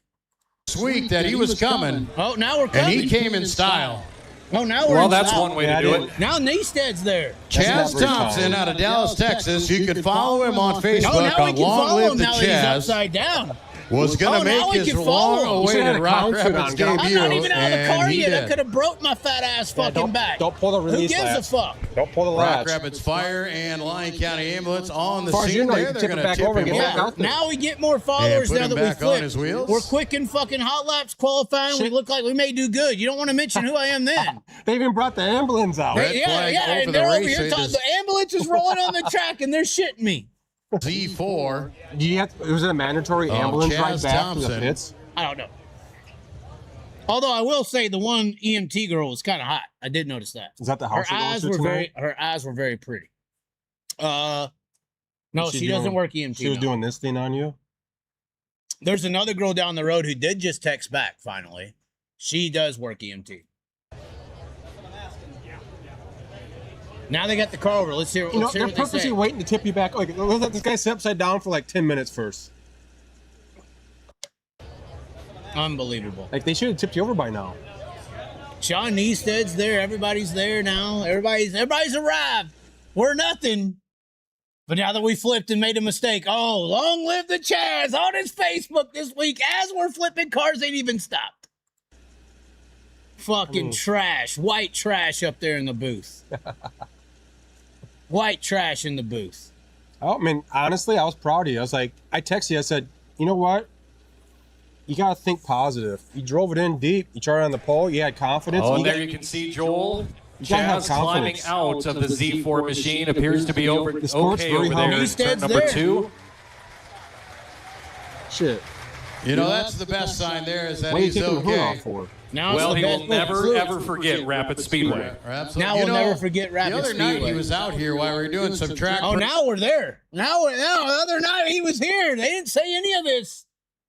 They didn't say any of this when I'm fasting, qualifying, and practice, and I'm on the pole. They got a whole half lap to build up anything.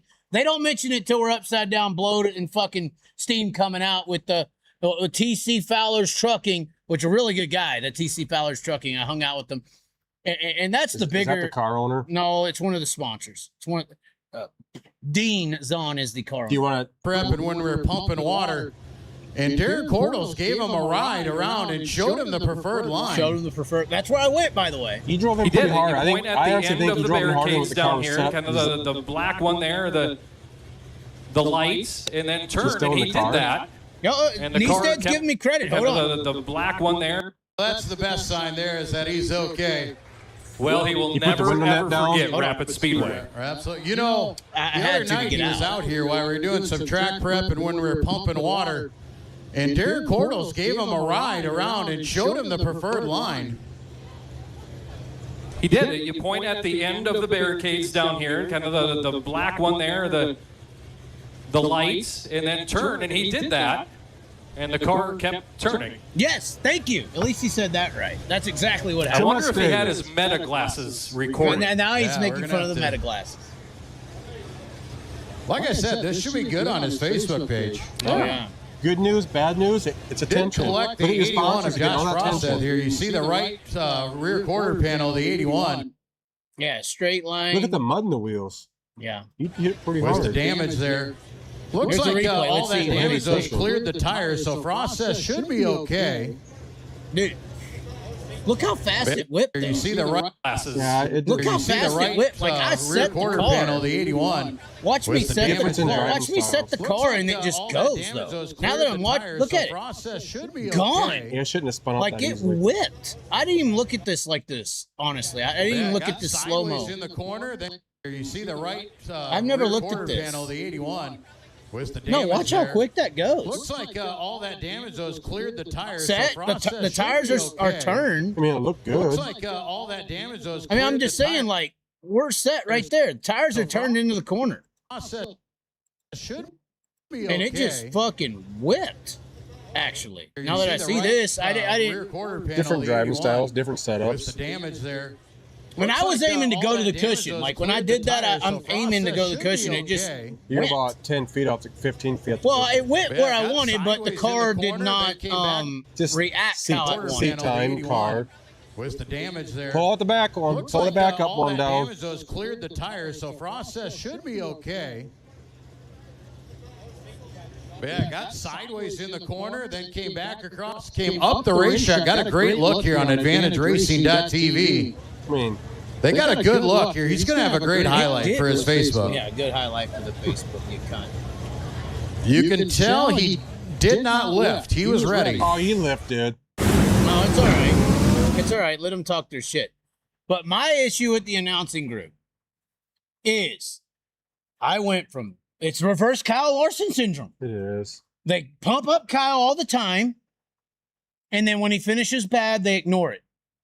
The exact opposite happened here. They ignored me, and then the moment it went bad, the moment the moment I go over, they're shitting me. They should have announced it right away when they announced your. Well, yeah, they should have said, "Go, Long this guy Chaz yeah, Chaz. on the front row. This Long Live the Chaz guy's been talking crap all week. Let's see what he's gonna You're already do." talking crap. You're. Well, I'm just saying, let's see what's gonna happen here. No, Chaz Thompson from Dallas. Moment that fucking car started to move around, it was Long Live the Chaz. He's on Facebook. Can you take my spot? I gotta go. to the Money on him bathroom. tonight. And they've She's coming said in. they're going to Come here. move all that bonus money now to Joseph. Hold on. As, hold on. the Let's Zone see. all that- We Oh, got but he an didn't tell him to announcement. lift. You need I need a DD. You can tell he did not lift. He was ready. You know, maybe that was the problem. Darren told him where to go, but he didn't tell him to lift. Right. I Unbelievable. was cheering for you. The Zahn Brothers diecast. I was cheering. We're going to put Zahn some Brothers bonus money on him Diecast, tonight. which is the Hot They've- Wheels. If y'all go look up Zahn Brothers Diecast, that's why Hot Wheels is on the car. It's one of Joseph's brothers, Q, and he's one of the biggest Hot Wheels collectors in the state of South Dakota. Like he's worldwide known. So are you. And I know, so am I. But they had a bonus for me to do well, and they moved it. That's what they're talking about. said they're going to move all that bonus money now to Joseph. His brother. As the Zahn Racing team providing a car for Chaz here tonight. So what did you think in this moment? You said you were watching. I was watching. I was not happy of how they were talking about Chaz. Why? Because clearly when you mess up, they wanted to make it very well known That I messed up. that you messed up. But they didn't want to highlight nothing else. No, absolutely. Nothing else. No, It didn't why would they? matter Why until would I fucked up. Imagine if they did that to Trump. Oh my God. They only highlighted the fuck ups. It was like, honestly, that's the best example. No, that's the best example. I was Trump and they were CNN. Seriously. I mean, That makes sense, right? it does. Right. They pointed out all the negatives, ignored all the positives. I didn't exist until I made mistakes. That's right. I was not happy. I messaged you trying to keep my cool. What, so you have a problem with this Neisted guy now? He's a sprint car announcer. Why is he even talking? I don't. Why is he even talking unless he's Don Lemon? You know, sometimes that's their job.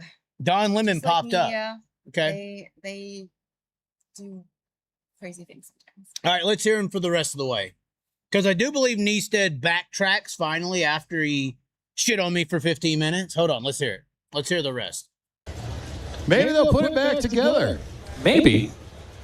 I wonder what the down payment was in the event of a crash. None, you little fuck. It's bent a little. The quarter, the body panels are bent. The left rear is knocked off the bead, but other than that, it might be okay. I'll tell everyone who's watching right now. Venmo and PayPal links in the description. If you send any money throughout this entire episode, it will go directly to Zon Racing. It don't matter if it's $20, $10, $50. If you, after that fucking, I didn't even hear this comment. After that fucking comment, because this team believed in me, and that's why I feel so fucking bad as well, is because these people believed in me. The people who came to the Rapid Speedway for the first time ever, there's multiple accounts of people who went to the racetrack for the first time ever. These people believed in me. I believed in myself. Kyle Larson said I'm a good race car driver, so Kyle Larson was probably watching this fucking race. I lit everyone down, and I feel very sad and disgusting. It ain't nobody hitting me or clipping me. I went in the corner and clipped it a little too hard and fucked it up. But for this little Neisted little bitch, I would love to do one-on-one in a hobby start with him, but he can't fucking drive. Anyway, anything, PayPal, Venmo, Cashapp in the description, anything that is sent on this phone tonight, PayPal, Venmo, Cashapp, will be sent directly to the Zon Racing team to help with repairs. They said it would be anywhere from $500 to $1,500 to fix the vehicle. They're trying to get the rear end checked out because that's the only thing that matters since it dug in and broke everything that was holding the rear end together, dropped the drive shaft. That's the main comparison that main parts that may have got actually hurt was the rear end. So $500 to $1,500 of potential damage through this wreck. But anything, PayPal, Venmo, Cash App, we will send directly to the Zon Racing I'll start team. out with the first 50. You'll start out, you got 50 on it. I got 50 in the 50, oh, hold on, let me show you the dress. He just got the tax slayer on. This is the suit. Hold on, let me see if I can. Let me see if I can see myself. We are at the top right of the screen in this frame right now. Hold on, let me zoom in. Are we live? Yes, we are live. It hasn't stopped. We are in the tax slayer machine look right there that he has on. He has the exact suit that is on. Sam Henderson actually rolls up in his little four-wheeler and checks on me. We had Sam Henderson's horrible helmet. It's all scratched up. He said he wrecked at Knoxville with it, and I guess we had to follow up with another wreck. But anyway, any money sent, PayPal, Venmo, Cash App to the Chaz tonight's going to Zon Racing. And $50 already from we have $50 David'sAutoCare.com has already put David Zitterich here, $50 into it. Let's see what else they say. I gotta do it. Yeah, I haven't done it yet, but I will. You're about to see Sam Henderson ride up and be a little superhero. Watch this. Wasn't a hard That was flip. nice of him. It wasn't a hard flip. How many hobby stocks do you know that have crinkled fenders and roughs? I mean, there's a lot. Pretty much all of them, yeah.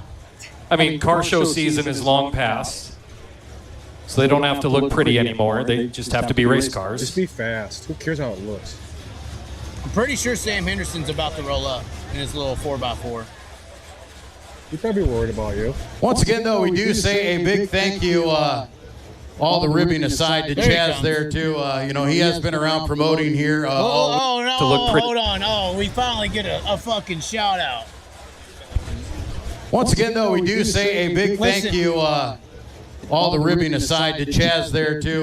You know, he has been around promoting here all week, but Look at the big thank promotion you you got to our there. Rock Rapids Fire and our Lyon County ambulance and our Rock Rapids crews over there on the scene, making sure that he was wanted to win. okay. That is I the know he most did. He important drove it in the thing. heat.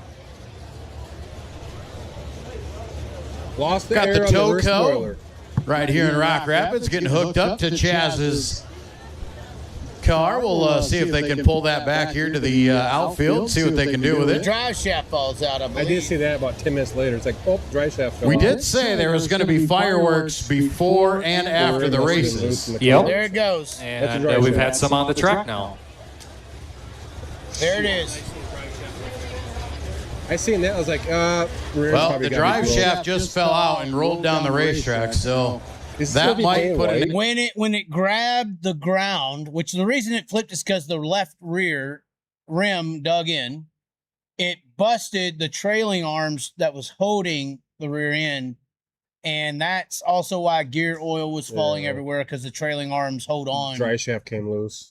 Yeah. So into it. Racing. Yeah, that'd be a You tough don't hill to build a race climb car to to get that look car good. ready to go again tonight, but oh, so many things I could say, so many that I won't, Now Joel. you just gotta say it. what do you say think? it. What do you think he means by that? What do you think it is? If you're gonna say that, just say it. What do you think it is, though, that he wanted to say? Obviously, I believe I he's, don't know. he's a Chaz hater, right? At this point, he's a sprint car announcer that has jumped on the mic because didn't I hear him all day. flipped. Yeah, exactly. Didn't hear him all day. He's there for MSTS 410 action. He jumps on the mic as I flip. After we have her, he didn't want to pump it up, be like, "Oh, Chaz is here. He's a sprint car guy. Watch him," or Just anything. say it. So, what's the background on this Neistat guy? How is he even the Huset's announcer? He worked. He was flipping hot dogs or burgers at the concession stand at Huset's in the infield, and then I know he went to be the. He married one of the track owner's daughters. And he And then that's when he upgraded. you could say that. I mean, Was he an announcer at all before? He just worked in the concession stand flipping burgers, I guess. And then how did he get there? Applied for a job. And then, so he had no announcing experience. What year was this? I think he worked for one of the local news stations. Okay. Oh, wait. We have a special surprise. He got mail. Hold on. We have a Here? special surprise, actually. I have been waiting for this all day. It just arrived. Hold on. Drop it in. There's the pink lady. Look at her. She's bending over for y'all. Oh, my God. You should see her racing outfit. She got. Well, picked she out. just touched me. Okay. You're in trouble, David. Hold on. We need something sharp. Do you have a knife? I'm sure you do. Is that Hold on. Amazon? Come over here and show us how you do it. Oh, wait, hold on. Oh, no. Here we go. We got 3 sets of koozie. So we have the Eldora Speedway King's Assassin. Hold on. Let me show you all these koozies and what they look like. We'll get off this subject. They're a bunch of cockheads. It is what it is. There's someone at your customer entrance to make this. Well, it had to be Jared. It was Jared. JJ Designs. Does he want to did come in and these. be on the TV show? I asked him. I told him to come in and just bombard. So these koozies right here, these are shirts on the site right now, actually. These koozies are designed like the all-over print shirts that I have here. These are this is my custom design with ChatGTP, but not ChatGTP. It's called the King's Assassin Eldora shirt. You can get it on the site right now. That's what these koozies are designed as. I want to get in here because this is a very intricate design. Garrity engines. Eldora Speedway. You have the Joker here. You have the King here. So high limit, King's Royal. Down here at the bottom, it says race or 2 races, 1 throne, only 1 survives. Race 1, Joker's Jackpot with the Joker. Race 2, King's Royal. And then in the middle, you have the King's Assassin, which is the Chaz, because Tony Stewart hates me now because I took Donnie Schatz's side last year. And then we have the car here, the Chaz on there, Impact, Deathridge. Who's the guy in the middle? That's the King's Assassin. So everybody's worried about the Joker. Everybody's worried about the King. but they're not worried about the assassin in the middle. That's like that demonic entity in the middle who actually is more powerful than both sides. That is the Chaz. That's why the Chaz is right below it. I'm going to take them all down come this next week. But it's really nice. It's got everything. That's the design on this koozie that we have in our hands. Then the other koozie that we have is the Why the DNF koozie. So the Why the DNF koozie is making fun of our flip. This is also a shirt that is on the website.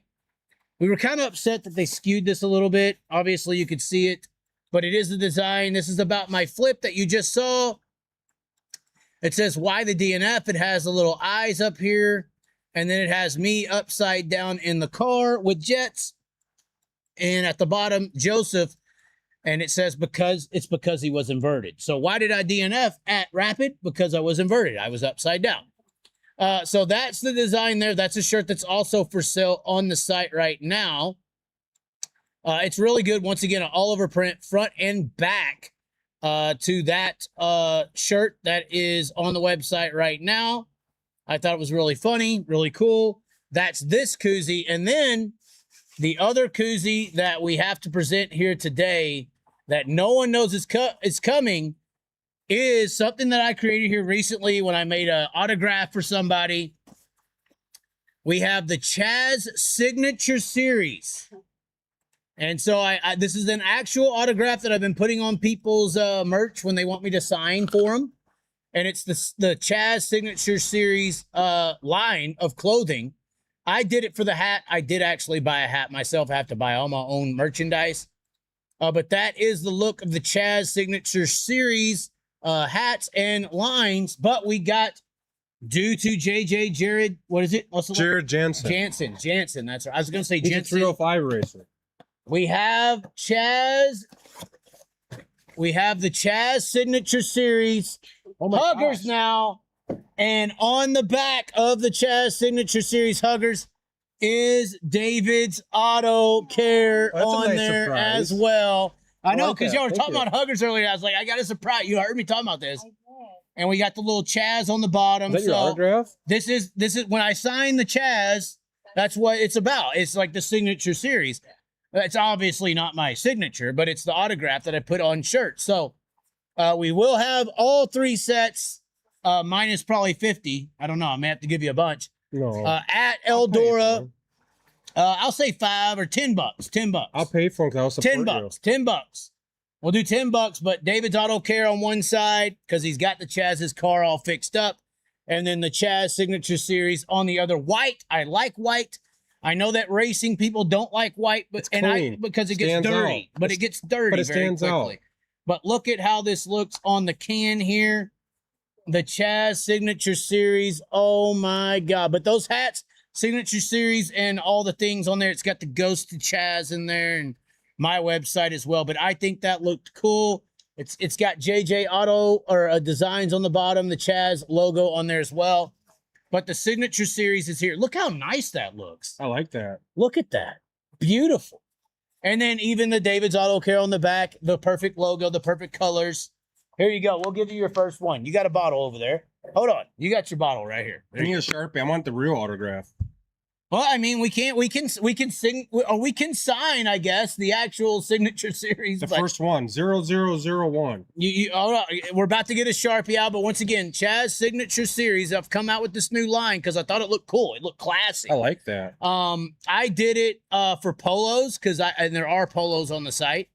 I like that. Like if I'm going to go golfing, which I guess is a new thing, I would like to pair that shirt with that hat. I golfed. And we got other colors as well, but I think it looks really good. Even on these kind of, I could see Spike wearing one of these, you know.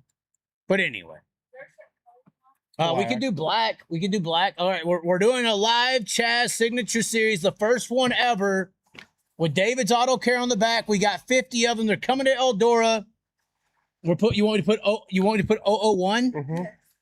Oh my. They're all numbered. We're doing it right here, ladies and gentlemen. You want to order quickly because you want the lowest number. Number 001. I wonder how close I can get. There, that's fine. I like that. Thank you. You can take that. Well, I have them. I have a black one, but thank you for the offer. Nice So yeah, quality. well, they are nice quality. I'm This one does mean a lot to me though. I Pella. what is this? Sheldon's dog. Oh, Sheldon's I dog. bought that because I have a dog that I had to put down. I really love my dog, but I bought that because it was a fundraiser for dogs. Well, and tell us about that. I'm actually curious. What happened with your dog? Oh, And you've had a lot of issues here in Sioux Falls, right? Just getting this fucking building Took at 11 David's Auto Care. took 11 months and 3 Why weeks. did it take 11 months? Hold on. Tell the people the truth. We wanted to get bigger. I have a hard time hiring help. My name's on the sign for a reason. 'Cause The CIA is trying to tell us to be quiet. Take your Netanyahu needs I'll make to a long lead the story building. short. My dog had to be put down because it was wrongly accused of going in the neighbor's house and biting their kid and not letting go. It didn't happen.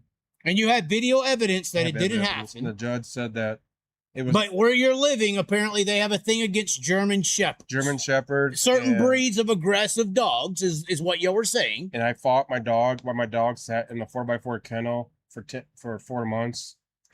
I had to fight the city. They said my dog did something that he didn't do. And you had proof. I have 100% proof, and my dog meant a lot to me. And they held him in a 4x4 kennel for how long? 24 hours a day. They never let him outside. That's Sioux Falls. For how long? Till the court case, 4 months. 4 months they put your dog in a basically an impound kennel. And that's, to me, that would fall under, that's animal abuse. I'm holding my emotions back. Well, A dog to me is like family. and that's why you have this I bought koozie. that a long time ago. I support dogs, and that was for a good cause. I bought like 10 of these koozies. I bought the collar. So I support anything for dogs. Well, that's pretty fucked up for Sioux Falls to act that way, but it's an actual thing against the breed. Y'all have heard that since then. Yeah, he wouldn't hurt nobody, But you're But- saying in Sioux Falls there's a thing against. for the bite incidents, to be able to put a dog down, it has to be a 5 out of 6, and they made it sound like it was, but it wasn't. So And you have proof that he didn't even do what they said. I had a ring camera. I had the proof. He didn't go inside their house and grab their little boy. He didn't do none of that. So So it was a false report, technically. the city attorney had them lie. Mm. So you can't. So I had to put my best friend down. So, But but I do support. I promised my dog Kylo that I would try to change how the city does stuff when I'm emotionally strong enough to be able to do it. So well, and so what's some of the things you can do I was gonna start. now? I was gonna try to start. City of Sioux Falls has a rule that where if your dog does something wrong 3 times within a 12-month period, they own your dog and they put your dog down. It could be a good dog. It could be a Chihuahua. It could get out of the fence 3 times within 12 months and put your dog down. They own the rights to your dog. So Why do you think they are that way? I don't know. Don't like animals. And so that's a thing no matter what. No matter if it's a poodle, Doesn't matter. no matter if it's a Labrador. Doesn't have to be aggressive attack. Doesn't have to be anything aggressive. You Well, know? and see, I've always seen like a German Shepherd is like the dominant breed of the Labrador lineage, if that makes sense. Like you could see a Labrador in a dog's face, whether it's a mixed breed, a pure breed, a golden retriever, a chocolate lab. I feel like a German Shepherd is a lab lineage dog. Like it's very, it listens to you. It does what you say. It also cares. It's very loving. It is. You can have the worst day and come home with your dog. And even the animal abusers, the dog still loves on you. What Kylo taught me most was Which is the dog they took from you. what Kylo taught me most was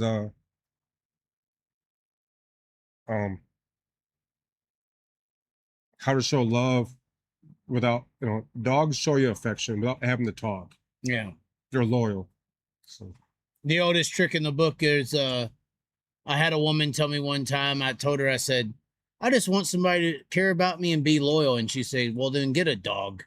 You know, I mean, it's true. That's what she fucking told me. I mean, it's fucked up to say that to me. But I told I mean, that's what she said. So, I mean, but it's true. Like, I mean.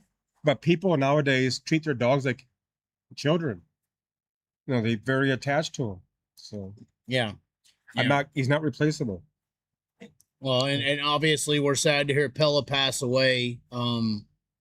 Back to passing away. How about Doug Clark gone? I was at High Banks fucking with him and saying, you need to come on the show. Let's go. And then he's a good guy. I had a one week later, you know, he's one of the good guys.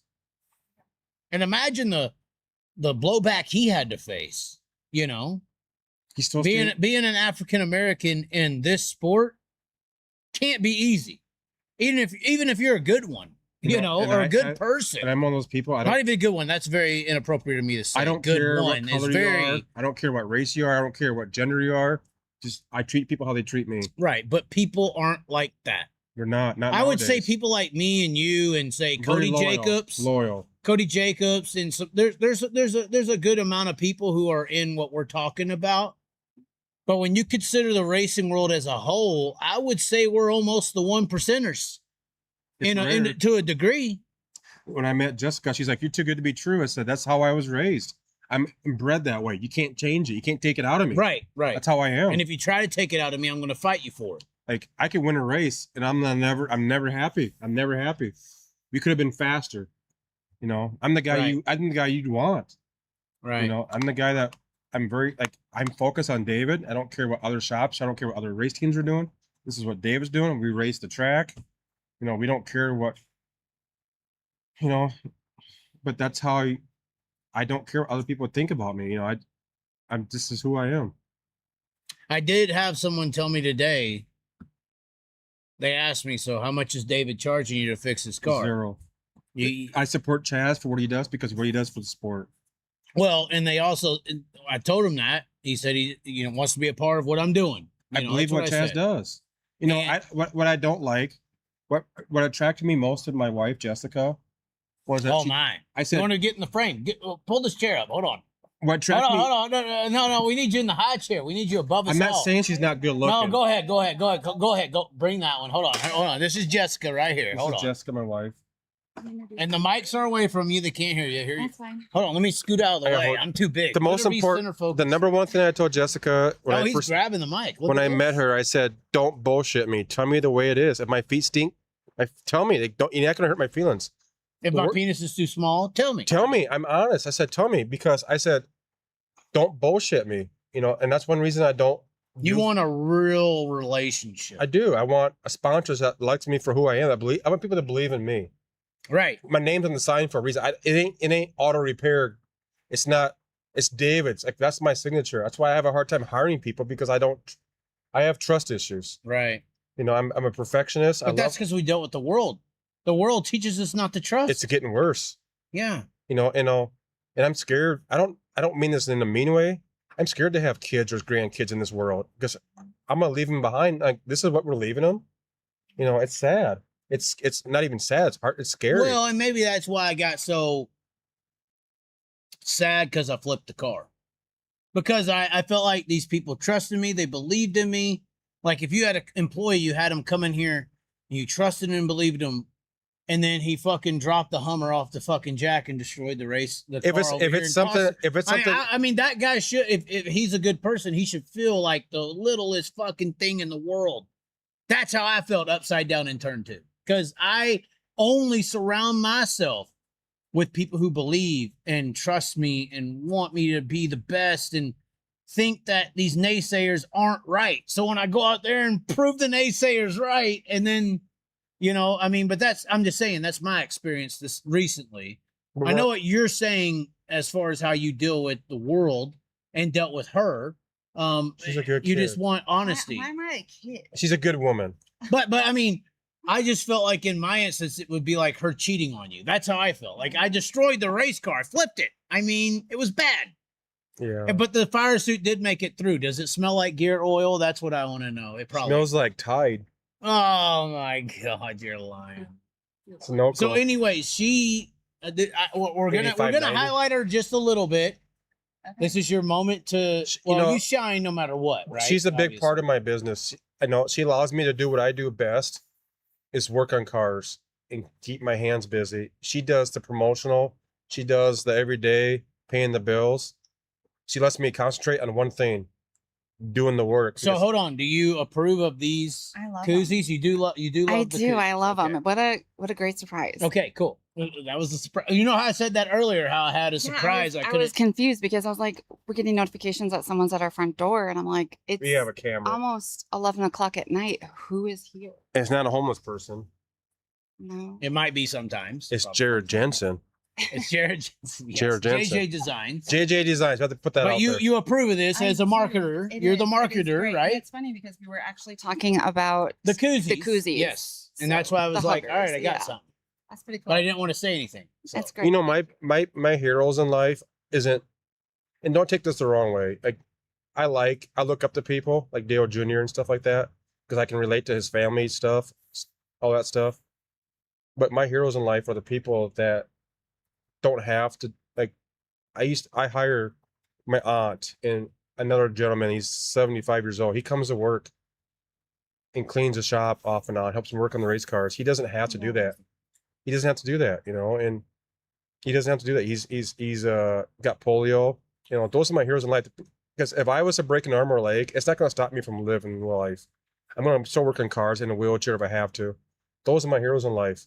There's the people that work hard, you know, and continue to live life no matter what they're throwing at them. You know, that's my heroes in life. Well, and that's how she could be a hero in a way. I mean, they may not believe it, but you actually did serve in the war of Iraq. Yes, I was in Iraq. Mhm. And then I guess your dad is very powerful. We can't mention his name, right? We can't mention his We're name. not going there, you guys. I talked about but this I mean, before. no, I mean, seriously, she's Yeah. like, His boss was. David Allen. I'm not going to say it. it's that important though. Yeah, Like he he was was. up there in the controlling. He literally Alex Jones the Twin Towers or no? No. I mean, hold on, we'll hold it too. Did he do No. it? Are you sure? There's too much proof. Please. It wasn't Al Qaeda. I played the fifth. Rambo 3 told us everything. Okay, then go for it. Okay, but anyway, you was over there as a medic. No, I deployed as a supply sergeant for our Black Hawk helicopter. What is a supply sergeant exactly for the people who need to know? I was responsible for all the parts and everything that goes with our Black Hawk helicopter. Parts department. Line one. And So you were a so mechanic. I You worked were like with David's I Auto Care for Blackhawks. yes, we were medevac, so medical evacuation. So if we got a 9-line, when we got a 9-line, our unit was the ones to go downrange and rescue those who we could. So if a Blackhawk got hit with an RPG, Thank goodness nothing happened to our unit. well, I'm just saying, but Yes. like that's what you were assigned to do If was to we, go into the field and repair it. we were go to rescue the injured, medical evacuation. So we went to go get the injured. So it was medic or it was mechanical. Our whole mission was medical evacuation. My specific job in that was to make sure that my mechanics had everything they needed so the Blackhawks could run to go downrange. And did you ever see live fire ever? We were attacked Every day almost. And how did quite a that? bit. How did that? Impact me? 4th of July sucks. Trust me. I don't like the 4th of July very much. So there's Oh, yeah. PTSDs. Oh yeah. Attacked in the middle of the night probably was the hardest because you're sleeping and then you're trying to figure out what's going on and where it's coming from. And then it you just have to go. you have to go. You can't think. You got to Yeah, react. You gotta react. So the reactionary mind is Yeah, messed it's up a little bit. it You know, you sleep with one eye open all the time. yeah, no, I could sleep some I could sleep sometimes, but yes, it's different. It's not because he mushroom stamped you. It's No, because. it's because of that. Okay. Yeah. And she's actually got tattoos because of that. Oh my! Well, you got tattoos, So really? my pinup girl. What's up with you and pinup girls? So Uh, is there lineage in military with you? I love the military. I was in for 15 years. They medically retired me So out you after were. that. So when did you go in? In 1999. And so you were enlisted prior to 9/11. 9/11. I was sitting at home And watching. just like the rest of the country, you believed it as real. Yes, and it's And like Pat Tillman. it's And then you were deployed. yes. I volunteered on a deployment. I always wanted my turn, and so when I moved from North Dakota to South Dakota, the unit that Bismarck is where you're from. yes, I got a call today from Bismarck. I was like, "Who the fuck is this?" It ain't Donnie's shots. Trying to buy the Chaz beer. We know not how that- this can go. It's not Donnie's shots. Yeah, No. it's not Donnie. It's not. It doesn't say Minot. no, and Actually, that's Fargo nowadays. Oh. and so when I transferred, interstate transferred, the unit I enlisted in aviation. I love aviation. I wish I would have tracked my hours because I have quite a few. In And an so- actual plane. In a helicopter, a Huey, a Chinook, Black Hawk, many hours. When we first got them, we did. So how instrument flights. advanced are those aircrafts compared to Yes. what we see? Talking about the Like helmets. an Apache, I feel like it's not like a fucking. I didn't- It's not the helicopter that like Kobe Bryant died in, no. or that we see down the streets, It's. or the. Or, I'll show or you. the I'll show you pictures. I Of feel what I like was the in only 'em. time we see helicopters in our society is when it's like a news station or a Hospital. police chase. Hospital. A hospital or a right. police chase. Yeah, 3 of them. I'll show you some pictures. But of an it. Apache, I feel like they are like jets, but they're helicopters. Or I'll show you pictures. well, I'm and asking things you like for that. your experience. How was it? Hold on, we're twisting around too. Hold on, we got this So- big So canister that she snuck in here in the way. Hold on, we're getting serious now. Apache helicopters over here, lady. the Apache from South Carolina. And the Apache is the pinnacle, or is it still the pinnacle, or it was the pinnacle of helicopter aviation in the world, right? I don't know on that. Well, it was one bad motherfucker. It is. We'll say that. It is pretty good. We had on the missiles. We had Lady Gaga, Keisha. I'll show you the pictures of it. So Lady Gaga was in the helicopter. it was the name on one of the missiles. Oh my god! You got hit by. So- You got taken out by Lady Gaga. Poker face. Poker face. That's Continue. Right, that's right. So that was a unit that was in charge of us. So that was our headquarters essentially. And so we were part of the last troops in 2011, 2012. So once we left Iraq down to Kuwait on the airfield, just because there were so many unknowns of what could possibly happen, they were all faced outward and ready to go at any given time. So we got to sit in them and take some pictures and things like that. So How intense is that? Like it's intense. to be like flying in a helicopter, didn't- loaded, ready to didn't- rip. I didn't fly in them. I sat in them because I am not. Well, no, I was just sitting in one, yeah. sitting in anything that at Enemy any enemy territory. What I'm saying is, like any given moment, like to this year, I had the opportunity to go to Thailand.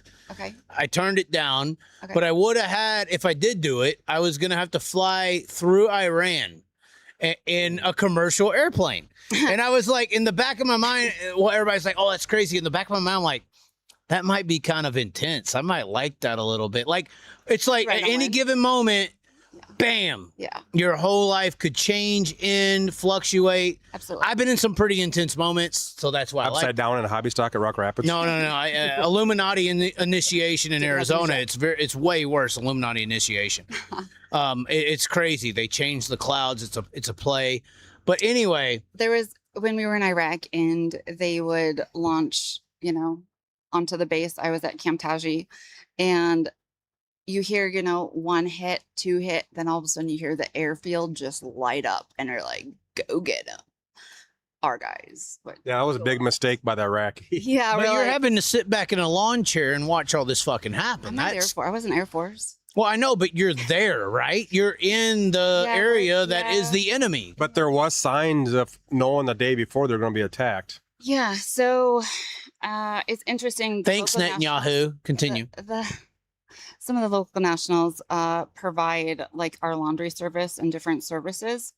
So you knew you had a higher chance of being attacked when they were closed, or if services were slow, or if you could like read the room. You just kind of kept your bearing and just paid attention to what was going on around you, and kind of always knew where the bunkers were, or knew who your battle buddies were and where they were. So, I mean, But they couldn't hit a target. That's not entirely true. I mean, their aim was not the greatest from my experience, but eventually one out of, you know, the hundreds that flew in might land. And we had some close calls. One of the crew chiefs on one of ours, it landed right next to the Black Hawk that she was repairing, and she was inside going to the bathroom. So, I mean, eventually one might stick, you know, you never forget the first time you hit the bunker. It's like pig pile, and then after a while you're like, again, kind of look around and go, you know, when we were over there, it was, you know, troops were out of Iraq, and we kind of looked around and we're like, pretty sure we're here. So It was a big mistake when they tried to take a shot at the American troops, because when they shot one, we shot probably 100 back. yeah, It was like- it was, were you there? No, but you told me. No, it was fun listening to, I say fun listening to the He's airfield. describing the pillow talk. The Americans, so we didn't F around. Yeah, Well, you had to spend tax dollars somehow. yeah. But yeah. they didn't mess around. If you had a couple stragglers try to shoot, you told me that they would shoot a couple grenade launchers at you guys would like light them up like they didn't exist. Well, You take your safety pretty serious. I mean, yes, to a certain point. When we got attacked, I mean, there's protocol of who goes and where goes, and the airfield. I mean, you can just hear all the Apaches, and you know, we had everything on there. We're special forces, you know. And I will say this, so I have a lot of respect for any of our soldiers, because it's the unknown. You don't know. Like, we strap in a race car, we know our risk, but those people got families they're leaving behind. I mean, we all got families, but you know, it just. I mean, I respect the soldiers, but I don't respect the leaders that put them in I positions agree to with that 100%. not succeed, to fail, and then take advantage of the system that funds their failure. They're They're funding a failure sometimes. I don't always trust their purpose, and they're using. I feel like our troops are the ones that are paying the price in their families. Well, she can't speak because her daddy has Donald Trump's number and might get us in trouble. right? Not his number. She's in the bunkers of Wyoming and North Dakota. So she's over there fucking with the aliens and stuff. Okay, so aliens, are they real or fake? oh, real. How do you know? Your dad told you the truth? Area 51. Well, how many, Area 51? I thought you were going to be like S4. Well, that too. But you know what S4 is?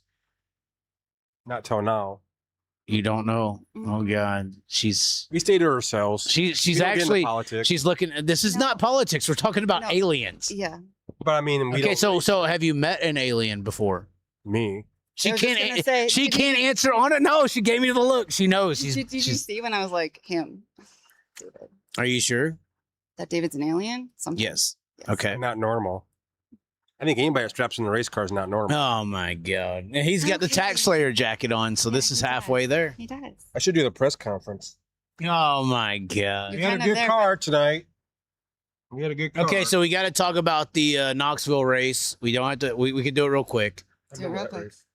Well, no, the wreck. You sent me the video that I posted. It Oh. got 300,000 views, sucker. Yeah, that was a bad deal. You know, to me it was a racing accident. It was nothing that was intentional. Nobody The wants, drivers are telling me they can't see the berm and they should chalk the inside berm of Well, a good Knoxville driver- again. That's what they're saying. I will say this from a driver's standpoint. You're not looking at your front wing. You're looking like 100 yards down the field. That's where you're going to be in a second.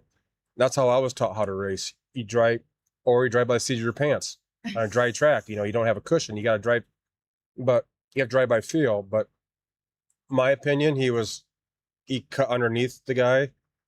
You know, he was probably looking here and there with your peripheral vision, whatever you call that. Can't pronounce it. Peripheral. You know, your peripheral. You know, he was looking. I mean, he's a good driver. He doesn't make mistakes. He won the Knoxville Nationals. He's a good driver. You know, and good people make mistakes. You know, he admitted he made a mistake and he felt bad. If the inside berm was chalked, would his peripheral vision would have been better? Because they say since the LEDs got put in, there's a casted shadow on the berm and you can't see it entering through. I honestly believe that from what he said and what drivers were saying, that something that's changed in the last year or two, that the drivers are still stuck in like their you know, drivers. And as a race car driver, I can speak that things are different than what you think. Like things slow down for your. But I think something was different. Drivers. And it was a big impact. I'm going to use the restroom. Continue. You know what I'm talking about. Yeah, and I feel bad for all involved. That's the bad side of the sport is that people get accidents happen, people get hurt. Nothing's ever done intentionally. You would hope not. Should they change the cars? Tell them what I just said. Chaz thinks they should change. Should they change the cars? And I believe the cars should be changed. The cars have gotten a lot faster. I remember Knoxville used to be 19-second laps. Now they're down to like 14, 15, 16 on a slow night. Cars are still the same. Tubing size. Do they make I know Wolfgang used to tell me that thinner tubing, but bigger diameter, is machine works harder. Could they go with bigger diameter? No, I think sprint cars need to look at different safety aspects. I think they need to take safety number one. A driver straps in a race car knowing he can get hurt. If I got hurt in a race car, don't feel bad for me. That's the risk I take. I purposely got in that race car. But are there things that we can do to make it safer? Always. My opinion, the cars are almost so safe that's almost dangerous. Like, I remember my brother dumping a car at Rock Rapids, a non-wing car. And I remember running out in track and shutting the fuel off and looking at, because of Doug Wolfgang's accident, my instinct was make sure there's no fuel leaks, make sure he had a fuel leak. I put him with the Hans device and the safety bars and all the cocoon. I thought it was actually more of a disadvantage as an advantage. There's a certain point, guys were tough back in the days. We had halfway seats. We had we didn't have this stuff, and guys walked away. I got hurt. My dad's been hurt. I've been hurt. We've both been flown out of Huset Speedway. I think the cars need a little bit taller cage for room to collapse. They need width as well. They need width. At least width. And a crash radius. They do, and USAC has rules that mandate the head height versus the roll cage height. Australia has a rule, and you can't race a sprint car without a certain degree or inch radius. Or I guess it's not inches, it's meters or whatever. At the end of the day, if you don't want to get hurt, don't strap in a race car. But there are things I've seen people do some pretty damn stupid things. The race car should be built around the driver. Correct. Indy cars are flying into the wall at 200 miles an hour and people are walking away. That impact was at 110. Even though it was car to car, it was 110. Maybe. My dad wrecked a car at the old Sioux Empire Fairgrounds back in, I'm not sure what year it was. It was a great car. The welds broke. The car came apart. But that's good. People thought that was bad. I said, no, that's good. The car's getting rid of energy. The more pieces that fly off is good. Technically. I'm not an engineer, but we've all, like Cody, that pitched for the crew chief for David Gravel. I like his theory. Without the driver healthy, you don't have a team. It's everything, safety's got to be number one, and there's a lot you can, even when I win a race, we could have been better, and safety should be the same thing. We can always be better on safety. You should never be okay with safety. You should always be, could we be Hold on. So here's the deal. Here's the big debate in the sport. If the leaders that be, whoever that is, Eldora, Knoxville, PA, I think that controls the entire racing industry. If Knoxville, Eldora, and PA do something collectively, then everyone, even the Outlaws and High Limit, have to do it. So if those three groups, we'll call it, come together and say, we're going to have a new sprint car or at least laws, that you have to have this much degree above your head and this much width between the sides, because it's too skinny too. You need a crash radius on the side of these cars.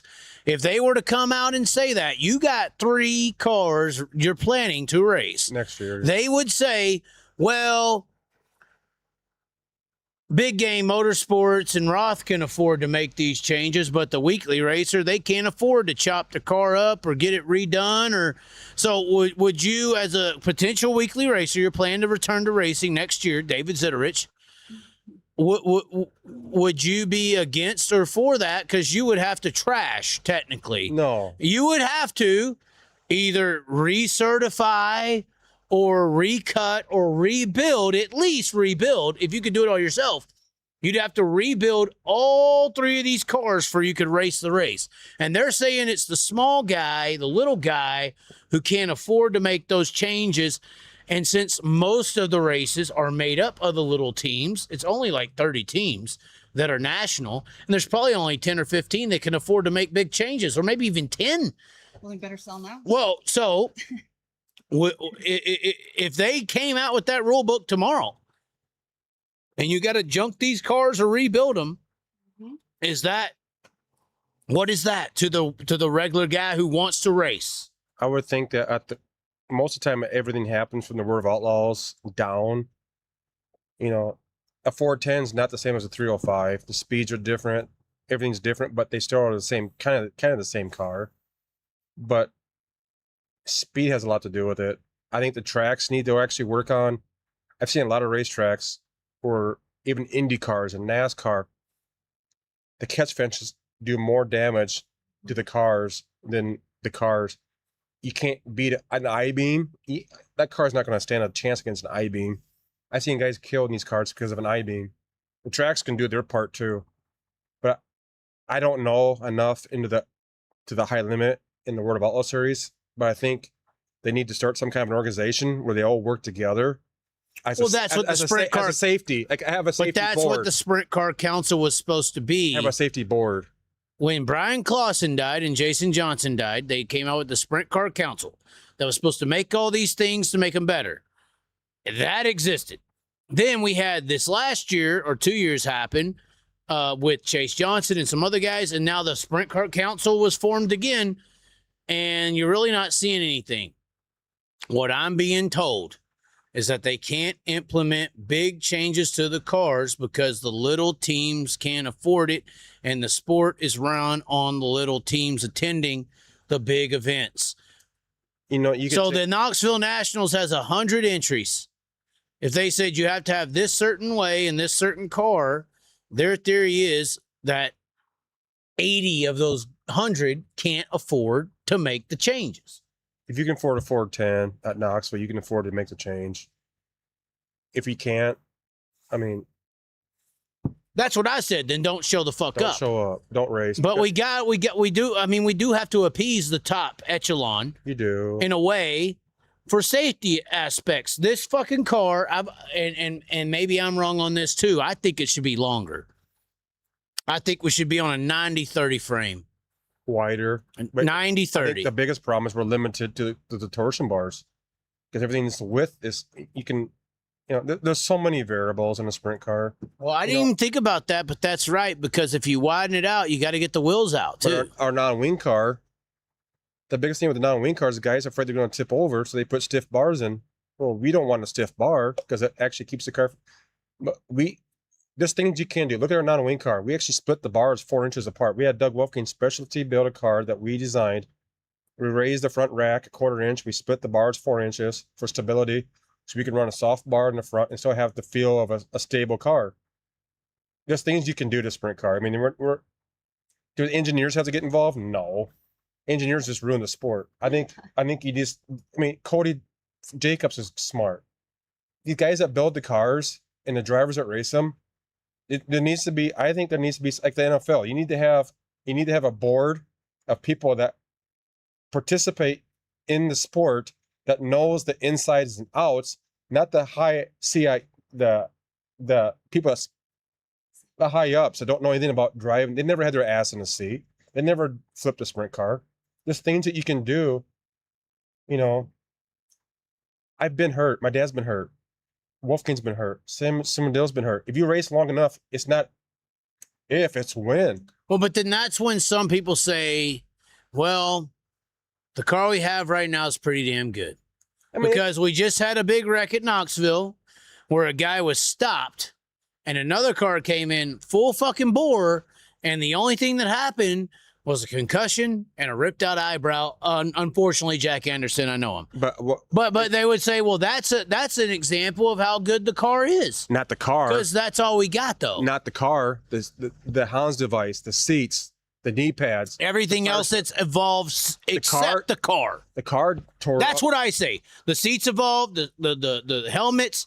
That's what saved him. The car didn't save him. No, the car That's didn't the save stuff that saved him. Yes. But we have to evolve the car, but that's the big elephant in the room. But we also need to look at the little guy. I got hurt. My dad's been hurt. If people would have learned off those mistakes, what could have been, the sport could have been safer. Wolfgang might have not have been hurt as bad because of my dad's fire. It might have saved Wolfgang. It would have never saved us, but it would have made it less.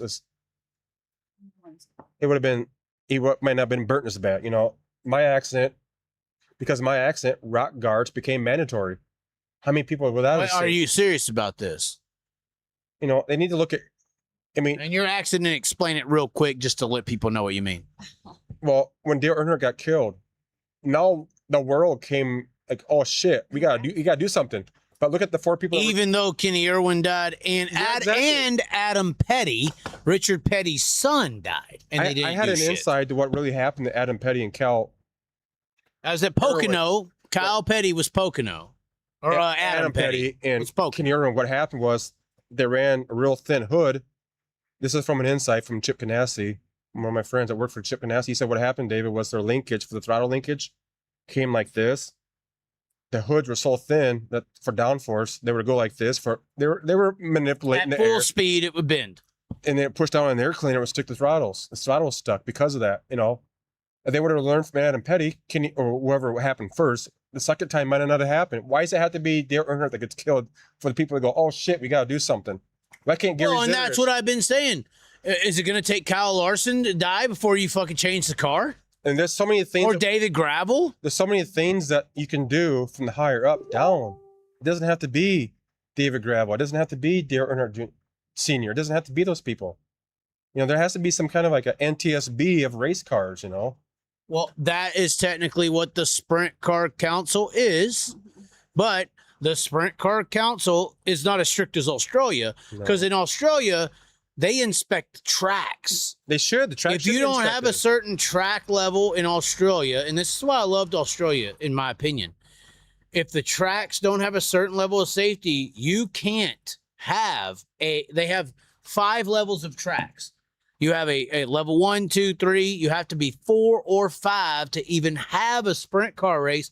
And then they also have clearance brackets that the driver has to be in the car. So when Triple X builds a sprint car, for instance, there's an American and an Australian. And the only reason I know this is because I did the Triple X tour, because the Bill Baylog car came apart 2 years ago at Eldora. I don't know if the rear end came out, the whole bottom end fell out.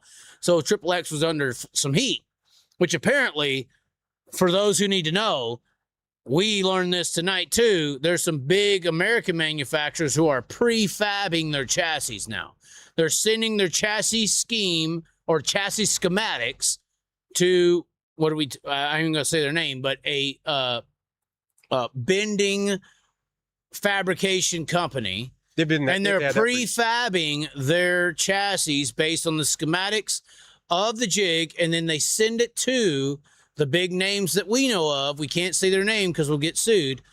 And then they're putting it on the jig and welding it, and they ain't even bending the car themselves anymore. Well, I know that's been kind of going on for years. But that's technically what Triple X does. Instead of going to Chicago to get it done, they go to China, where there's actual like certification.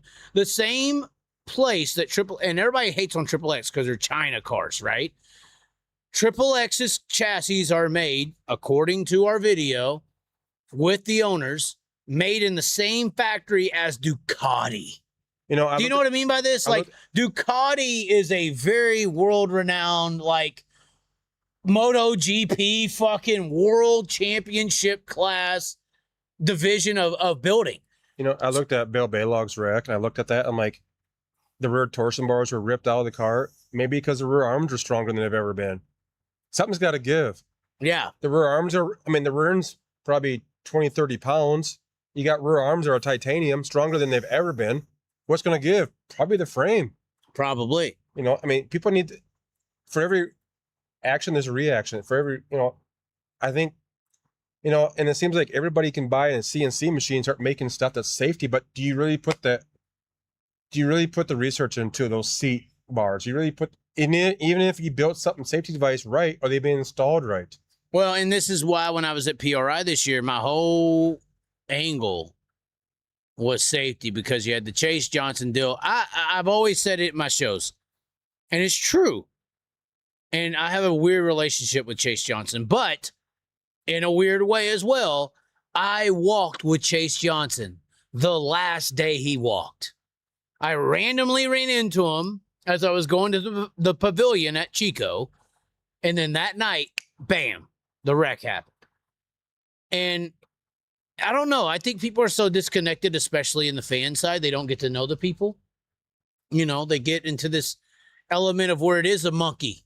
You're just a monkey in the race car. If the monkey gets hurt, who gives a fuck about the monkey? I will say this. We had a local racetrack. I won't say we got plenty of them around here. I always asked him, my dad and I always asked him, how come you guys don't check seat belts? How come you don't check helmets? How come you do it at the IMCA Nationals? You know, why don't you check stuff? They're exact. I don't know. They don't speak for the owners, but they said, because if we check something and we pass it and they get hurt, they can sue us. I mean, that's the kind of mentality. I mean, is that how people think? I mean, sometimes racers aren't the smartest. Sometimes you guys protect the driver from themselves. You know, so, I mean. Well, and that's the main reason why Australia has the rules, because they're governed by an insurance company. Every driver in Australia is insured. So, funny enough, Danny Smith, a couple years ago, went to Australia. He came back. He had an Australian license to race. He came back to America and wrecked, got hurt. He was able to use his Speedway Australia insurance to pay for the medical expenses of his American wreck. Because when you go over there, you get certified. So that was my point with XXX. They build Australian cars differently because of the standards of building that you have to have. Whereas in America, we're not governed by no insurance, and I hate insurance companies. They're the worst. By the way, insurance and military, look into it. They do have insurance in the military, and it's a very profitable scheme. Oh, my God. Oh, my God. The military insurance, and you want to talk about the military industrial complex, look into the military insurance complex. I did. Oh, my God. There's the fucking, there's the cloak and dagger of it all, the insurance of the military. But anyway, yeah, she's laughing now. I detached that's probably who her daddy knows. No, her daddy knows the insurance companies. That's why she can't talk. It's all right, Epstein. It's all right, Epstein. Calm down, Epstein. I actually had an eye injury this working on a customer car. I detached my retina and tore it. So I learned all about TRICARE. So I learned. Oh, yeah, she's trying to hit your elbow. Don't talk. Calm down. Yeah, calm down. Calm down. Don't say. But in America, they just let it run. If you want to sign up and go, you can flip a hobby stock. Who cares? It is. I would have had to been certified. I do know that there's a racetrack in Minneapolis. I'm not going to use any names, but there's a track that one of a gentleman, he retired, but he went to go work for an insurance company that goes around. His job is to go around and look at, I don't think it's K&K insurance. When I got hurt, it was K&K, but his job is to go around and look at racetracks before they can sign up for a track insurance for the drivers. And that's his job, is to look at racetracks and say, hey, okay, the liability, stuff like that. I don't know. Well, and I don't think most racers know this. And I think the tracks hide it because they don't want their premiums to go up. But if you are a racer, it don't matter if it's a hobby stock guy. It don't matter. It don't matter if it's a fucking front wheel banger or a super late model. If you actually race at a track, that track actually has insurance in case you wreck. And if you go to the hospital and you're like, oh my God, I don't have the money, you technically can file through the track's insurance to cover your medical expenses. It's secondary. But back to the politics. The track promoter will be like, oh, can you handle it? Oh, can you do this? Can you do that? No. There's no can. They literally have every racetrack in the country is insured in case a driver gets hurt, period. when I got And you have insurance. You technically, if you race at a racetrack, you are insured. If you get hurt and race as a driver and get hurt, you can file for your medical expenses to be covered through the track insurance. Now, the track doesn't want to tell. This is, I know this stuff. They don't tell you that. Before I started talking on cameras, I learned all this. I was an announcer. I ran race Devil's Bow. We talked about it. The track has insurance. They're not able to have a race, period, unless they are insured for the race. So anyone out there, this is just a MO. If you're racing at any track in the country and you get hurt and you can't afford medical expenses, no matter what the promoter says, let's go have a beer and I'm sorry about your bad. No, they're covering. They don't want you to know that they have insurance so their premiums don't go up. Because if you file to get the shit covered for your medical expenses, their premiums go up and they don't want to pay more money. And this is the backhanded fucking bullshit. And the Chaz koozies with David Auto Care is awesome. All right, we're putting it down. And I can speak. We got to be quiet. We got to go get another beer. Go ahead. That is 100% true because when I got hurt, I was 2 months, graduated from high school. I didn't realize, because when you're a kid, you're stupid. You don't think about the safety part. When I got hurt at Huset in 1996, June 2nd, I was about 2 or 3 months out of high school. Didn't realize that I had no more health insurance because I went off my parents' insurance plan because I didn't go back to college. When I got hurt, racetrack insurance is typically secondary, but if you don't have primary insurance, your track insurance will be your primary. But because of what I did learn though was that when I got hurt, the racetrack lied on their premiums, or they lied on about they get different rate. I guess I get different rates. They get different rates. So when I got hurt, they lied and said that they had a licensed EMT on staff, which they didn't. I mean, it's just a lot of stuff that went into it. Thank God I didn't get killed, but I learned a lot from my accident, and thank God. I mean, I wasn't a Doug Wolfgang or a Steve Kindred, but at least at the time, the sanctioning body that sanctioned made it national around the United States, all 50 states. They changed the rules that every car had to have a rock screen. Because of my accident, and because of my accident, they also included Care Flight helicopter transport insurance policy. They were covered, and it kind of ruined my career, but at least I made other drivers. I mean, hopefully it benefited. But hold on. Rock screens are not mandatory. It kind of faded away again. Yeah, because Aaron Reitzel don't use one, and he got hit in the face. I got hit in the face with a quick change gear, not a rock, at Huset Speedway. You know, I didn't run a rock. Hartford, I used to cut my teeth racing at Hartford. We had rocks because they had rocks. By the way, the David's Auto Care koozie with the Chaz signature matches the Smirnoff Ice that he loves to drink. So send, I've never had it before. Send a case of Smirnoff Ice to David's Auto Care. Yeah. But anyway, so the rock screens, you don't think anyone should ever race without one, or no? Oh my God! That's how that's how Aaron Reitzel got fucked. Terry McCarroll was in the race before mine. He said he was hurt in the head between 1 and 2 at Huset's, and whatever hit him in the head came through his rock screen. This is back in '96. He was driving the white 51 car. He said whatever went through. Is that the same 51 that Casey Kane drove? No, or different? Okay, I don't think so.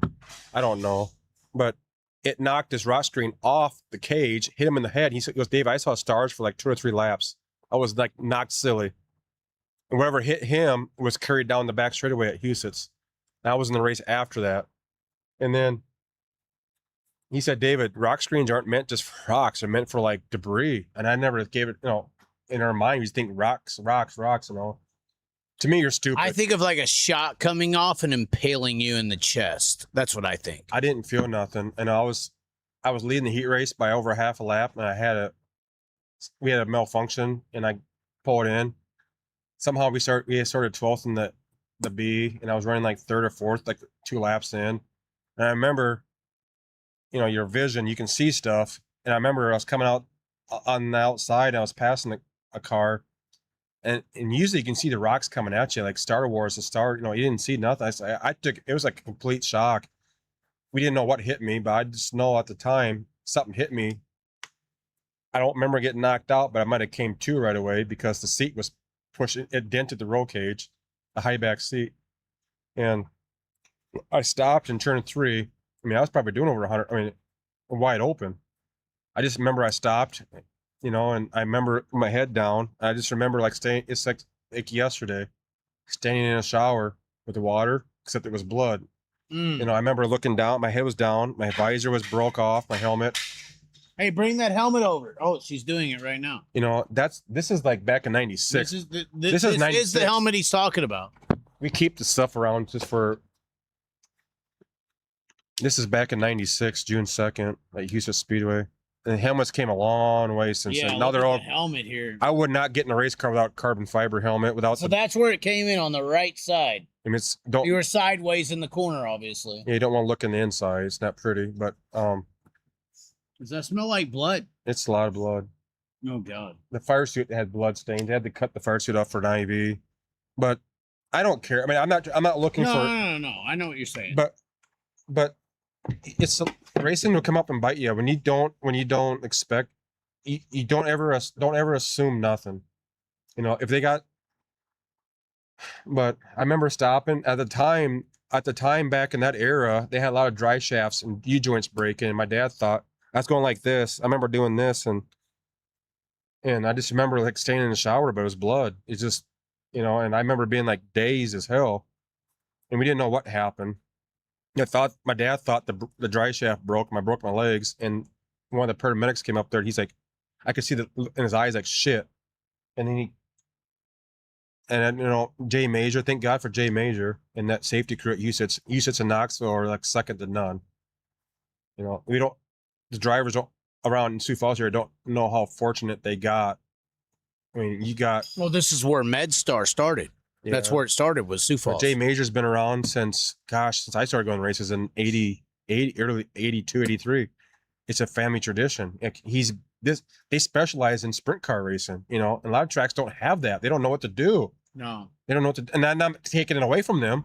They're not trained on, in times and essence. That's funny how when I was upside down the hobby stock, I was like, fuck, do these guys know what they're doing? Like, and times there's fluids coming in. Like, are they going to flip me over soon or no? And I never forget this, and I think it was yesterday, and Justin Clark even told me Doug Clark's son, because David, every time I see on the flake stand, guys are packing the track, I look down and make sure there's no quick change. What ended up happening was someone left a quick change gear in the back bumper, and somehow a push truck missed it, a crew member missed it, and ended up being on a racetrack. Justin Clark said, David, ever since that accident, I look at every single bumper. It's like OCD. You look at every car. Is there a quick change gear? Back in the day, you hang the gears in the bumper to cool off. They would come out hot, and it's just, it was a freak accident, a one time that probably never ever happened again. No, but I paid the price, but if it makes the sport safer, I'll do it again, Well, and you said it did for a period of time, and then they let people just do what they want. They stopped counting skull fractures at 56. My nose is about an inch over.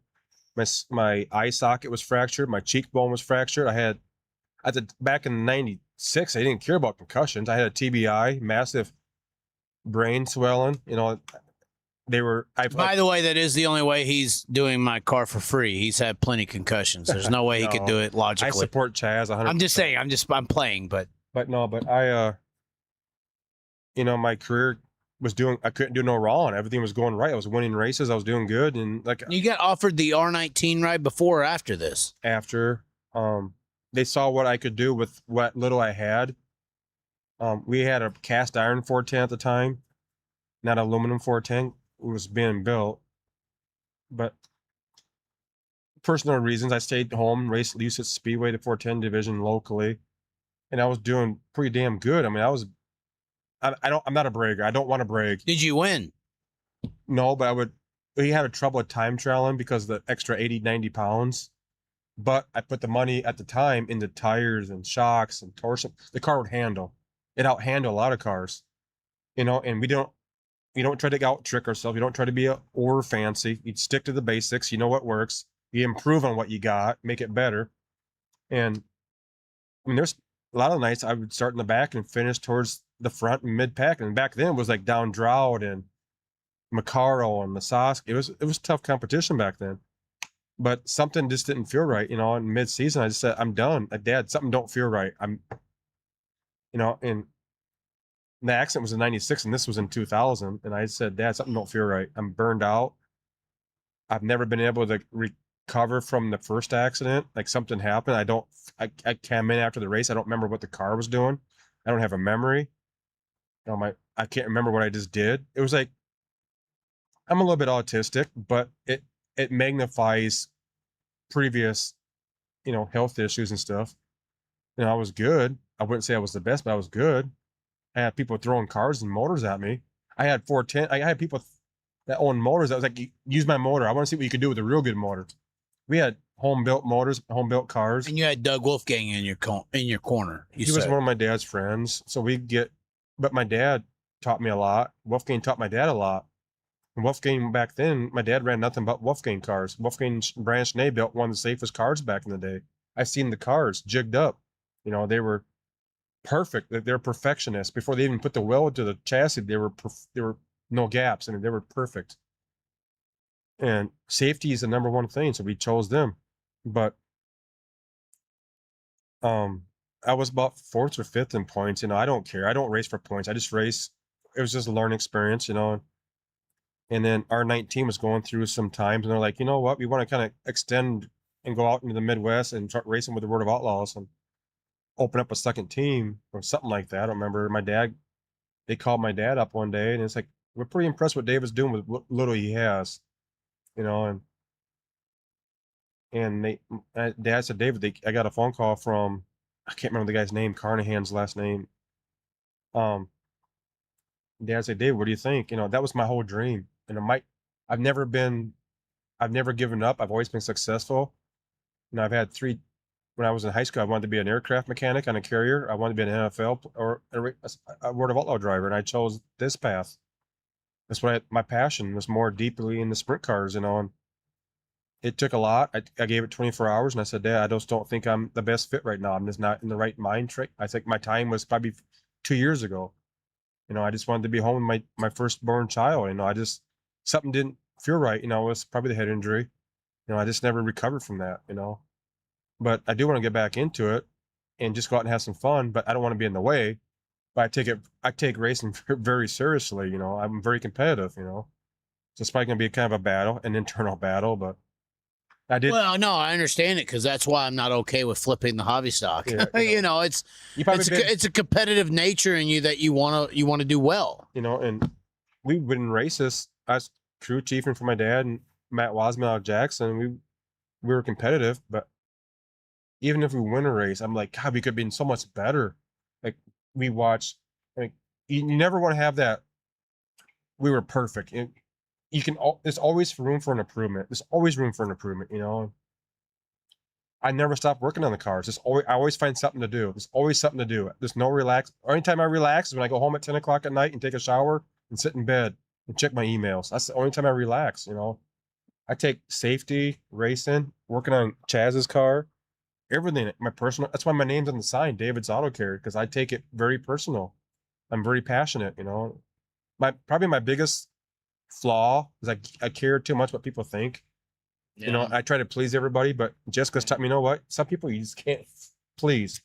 You know, so I'm learning. But it's hard to accept a stranger's opinion.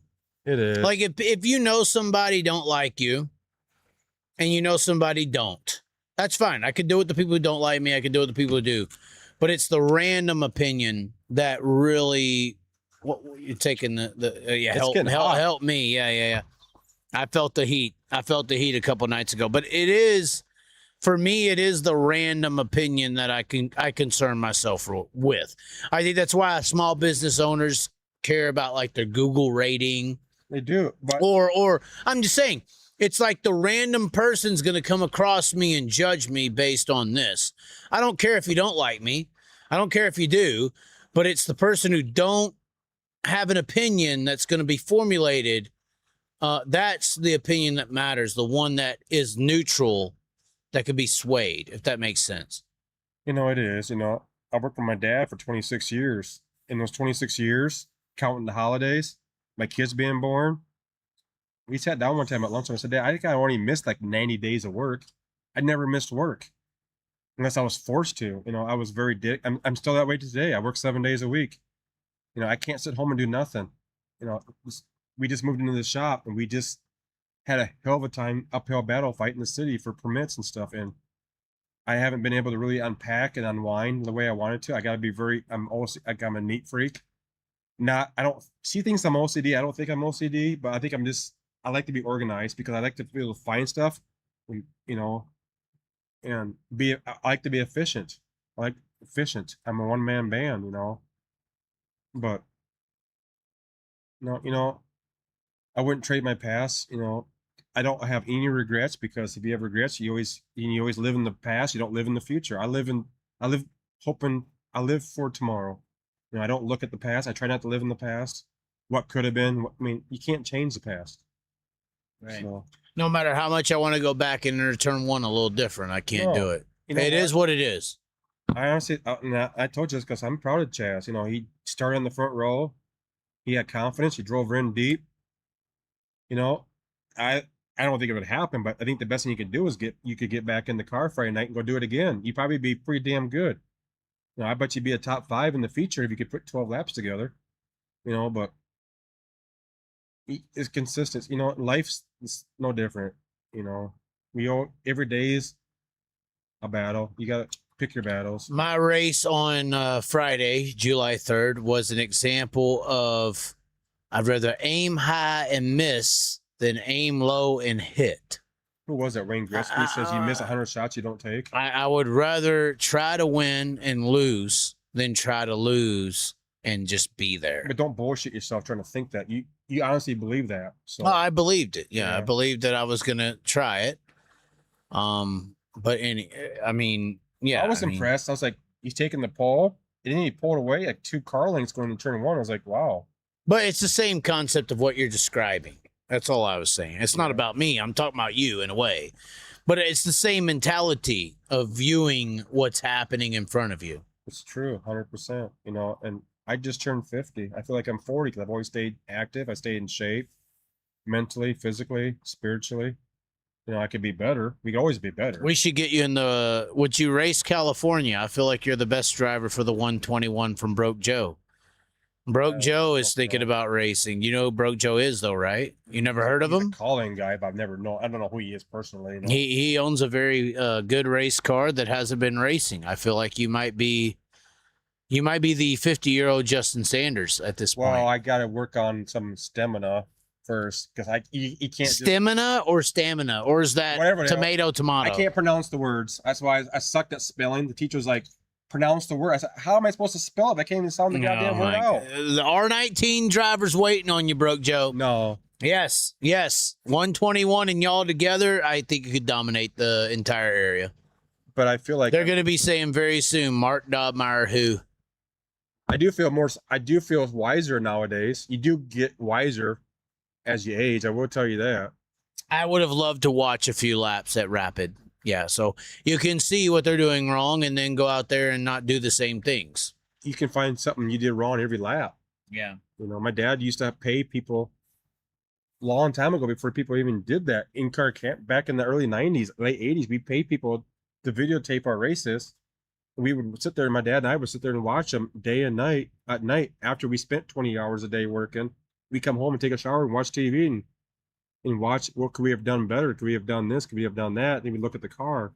You know, maintenance is one thing, but tearing stuff up, if you constantly tearing stuff up, how are you going to improve it? Right. Not like David Grabba don't tear stuff up.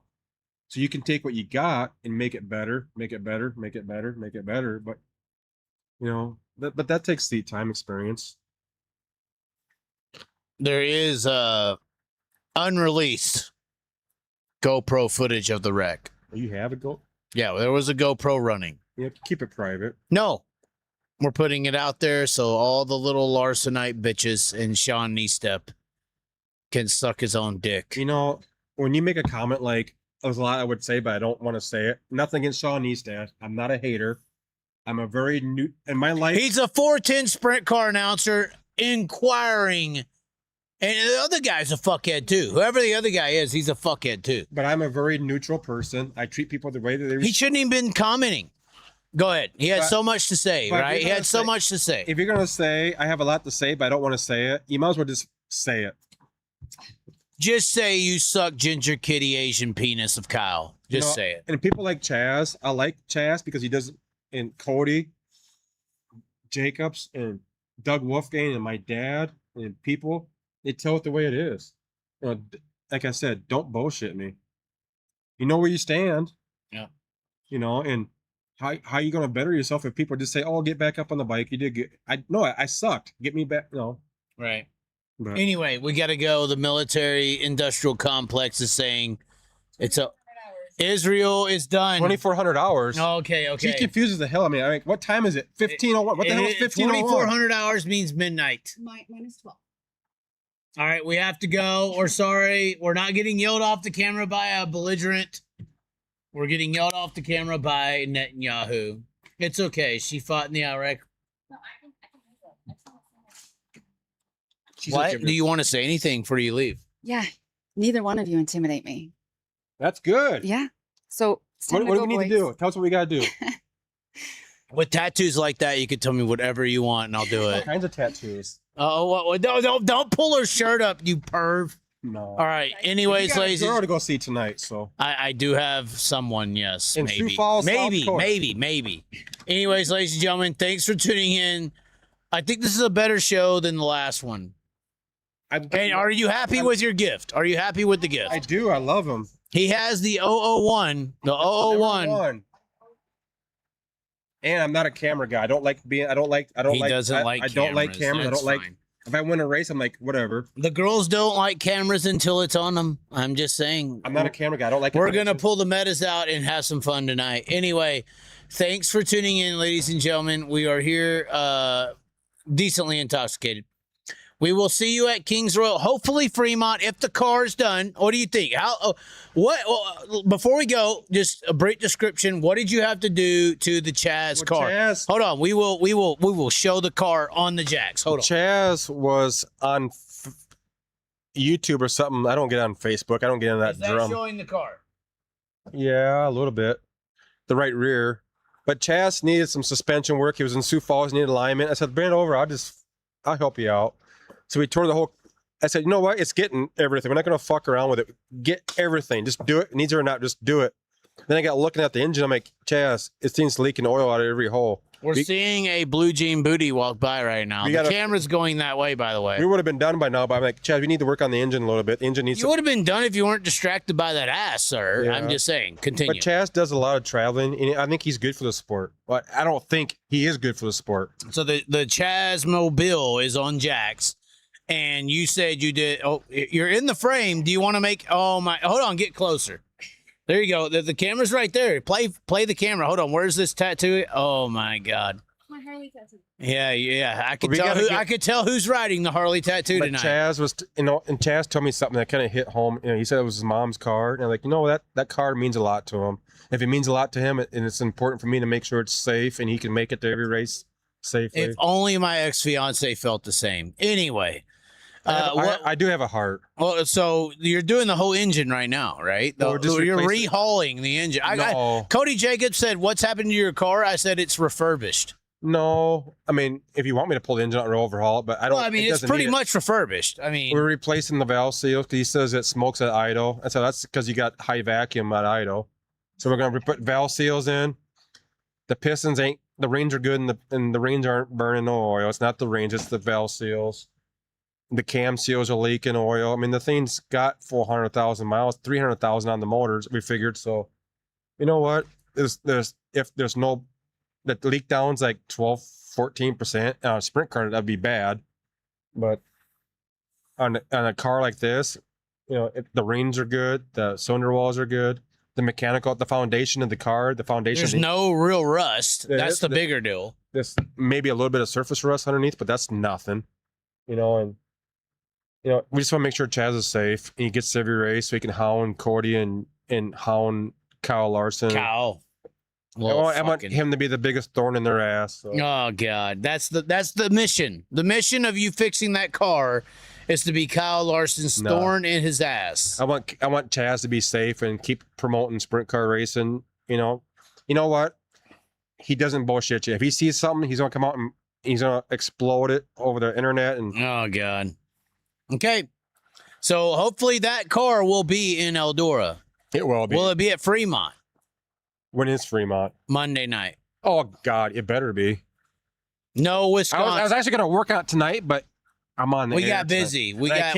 I haven't drank a beer in probably years. We got Chaz Signature Series huggers to attend. Anyways, ladies and gentlemen, thank you for tuning in tonight. Our first live in almost a month. The Chaz Mobile is mobiling, and it's thanks to David's Auto Care. Here we have the huggers. It's coming to you soon. And if it's not coming to you soon, that means you're not hard enough. If you know what I mean, you know what I mean. Thank you for tuning in, ladies and gentlemen. We'll catch you next time. Next time, people. Thank you. If I don't like 'em, I slide 'em like Carson Macedo, and they can growl about it, lonely like old bro Joe. Cartel gonna care for me, not you, 'cause I'm the CEO. I'm here to fight, looking to sink with my torpedo. I'm just a lap car trying to survive, running in the back, fearing my life. 'Cause there's a black 2041 guy adding to the junk in the field with some white on white crimes. Or is it 99 maybe? I don't give a damn, but the bank statements lately adding up to the junk that the crazy man's making. Reckon her, reckon him, non-binary maybe, who knows? If I don't like 'em, I slide 'em like Carson Macedo, and they can growl about it, lonely like old bro Joe. Cartel gonna care for me, not you, 'cause I'm the CEO. I'm here to fight, looking to sink with my torpedoes. Carson Macedo. And I don't know where we go from here and what we think about it, but it seems to me you gotta be about it. Time for talk and speak comes across as weak, especially when dotting I's and crossing T's. It seems to be what they all want and what they need, and then you'll go, oh, oh no, just like them cars. Down while he goes, and they get to finally feel like Carson Macedo. If I don't like 'em, I slide 'em like Carson Macedo, and they can growl about it, lonely like old bro Joe. Cartel gonna care for me, not you, 'cause I'm the CEO. I'm here to fight, looking to sink with my torpedoes. Carson Macedo.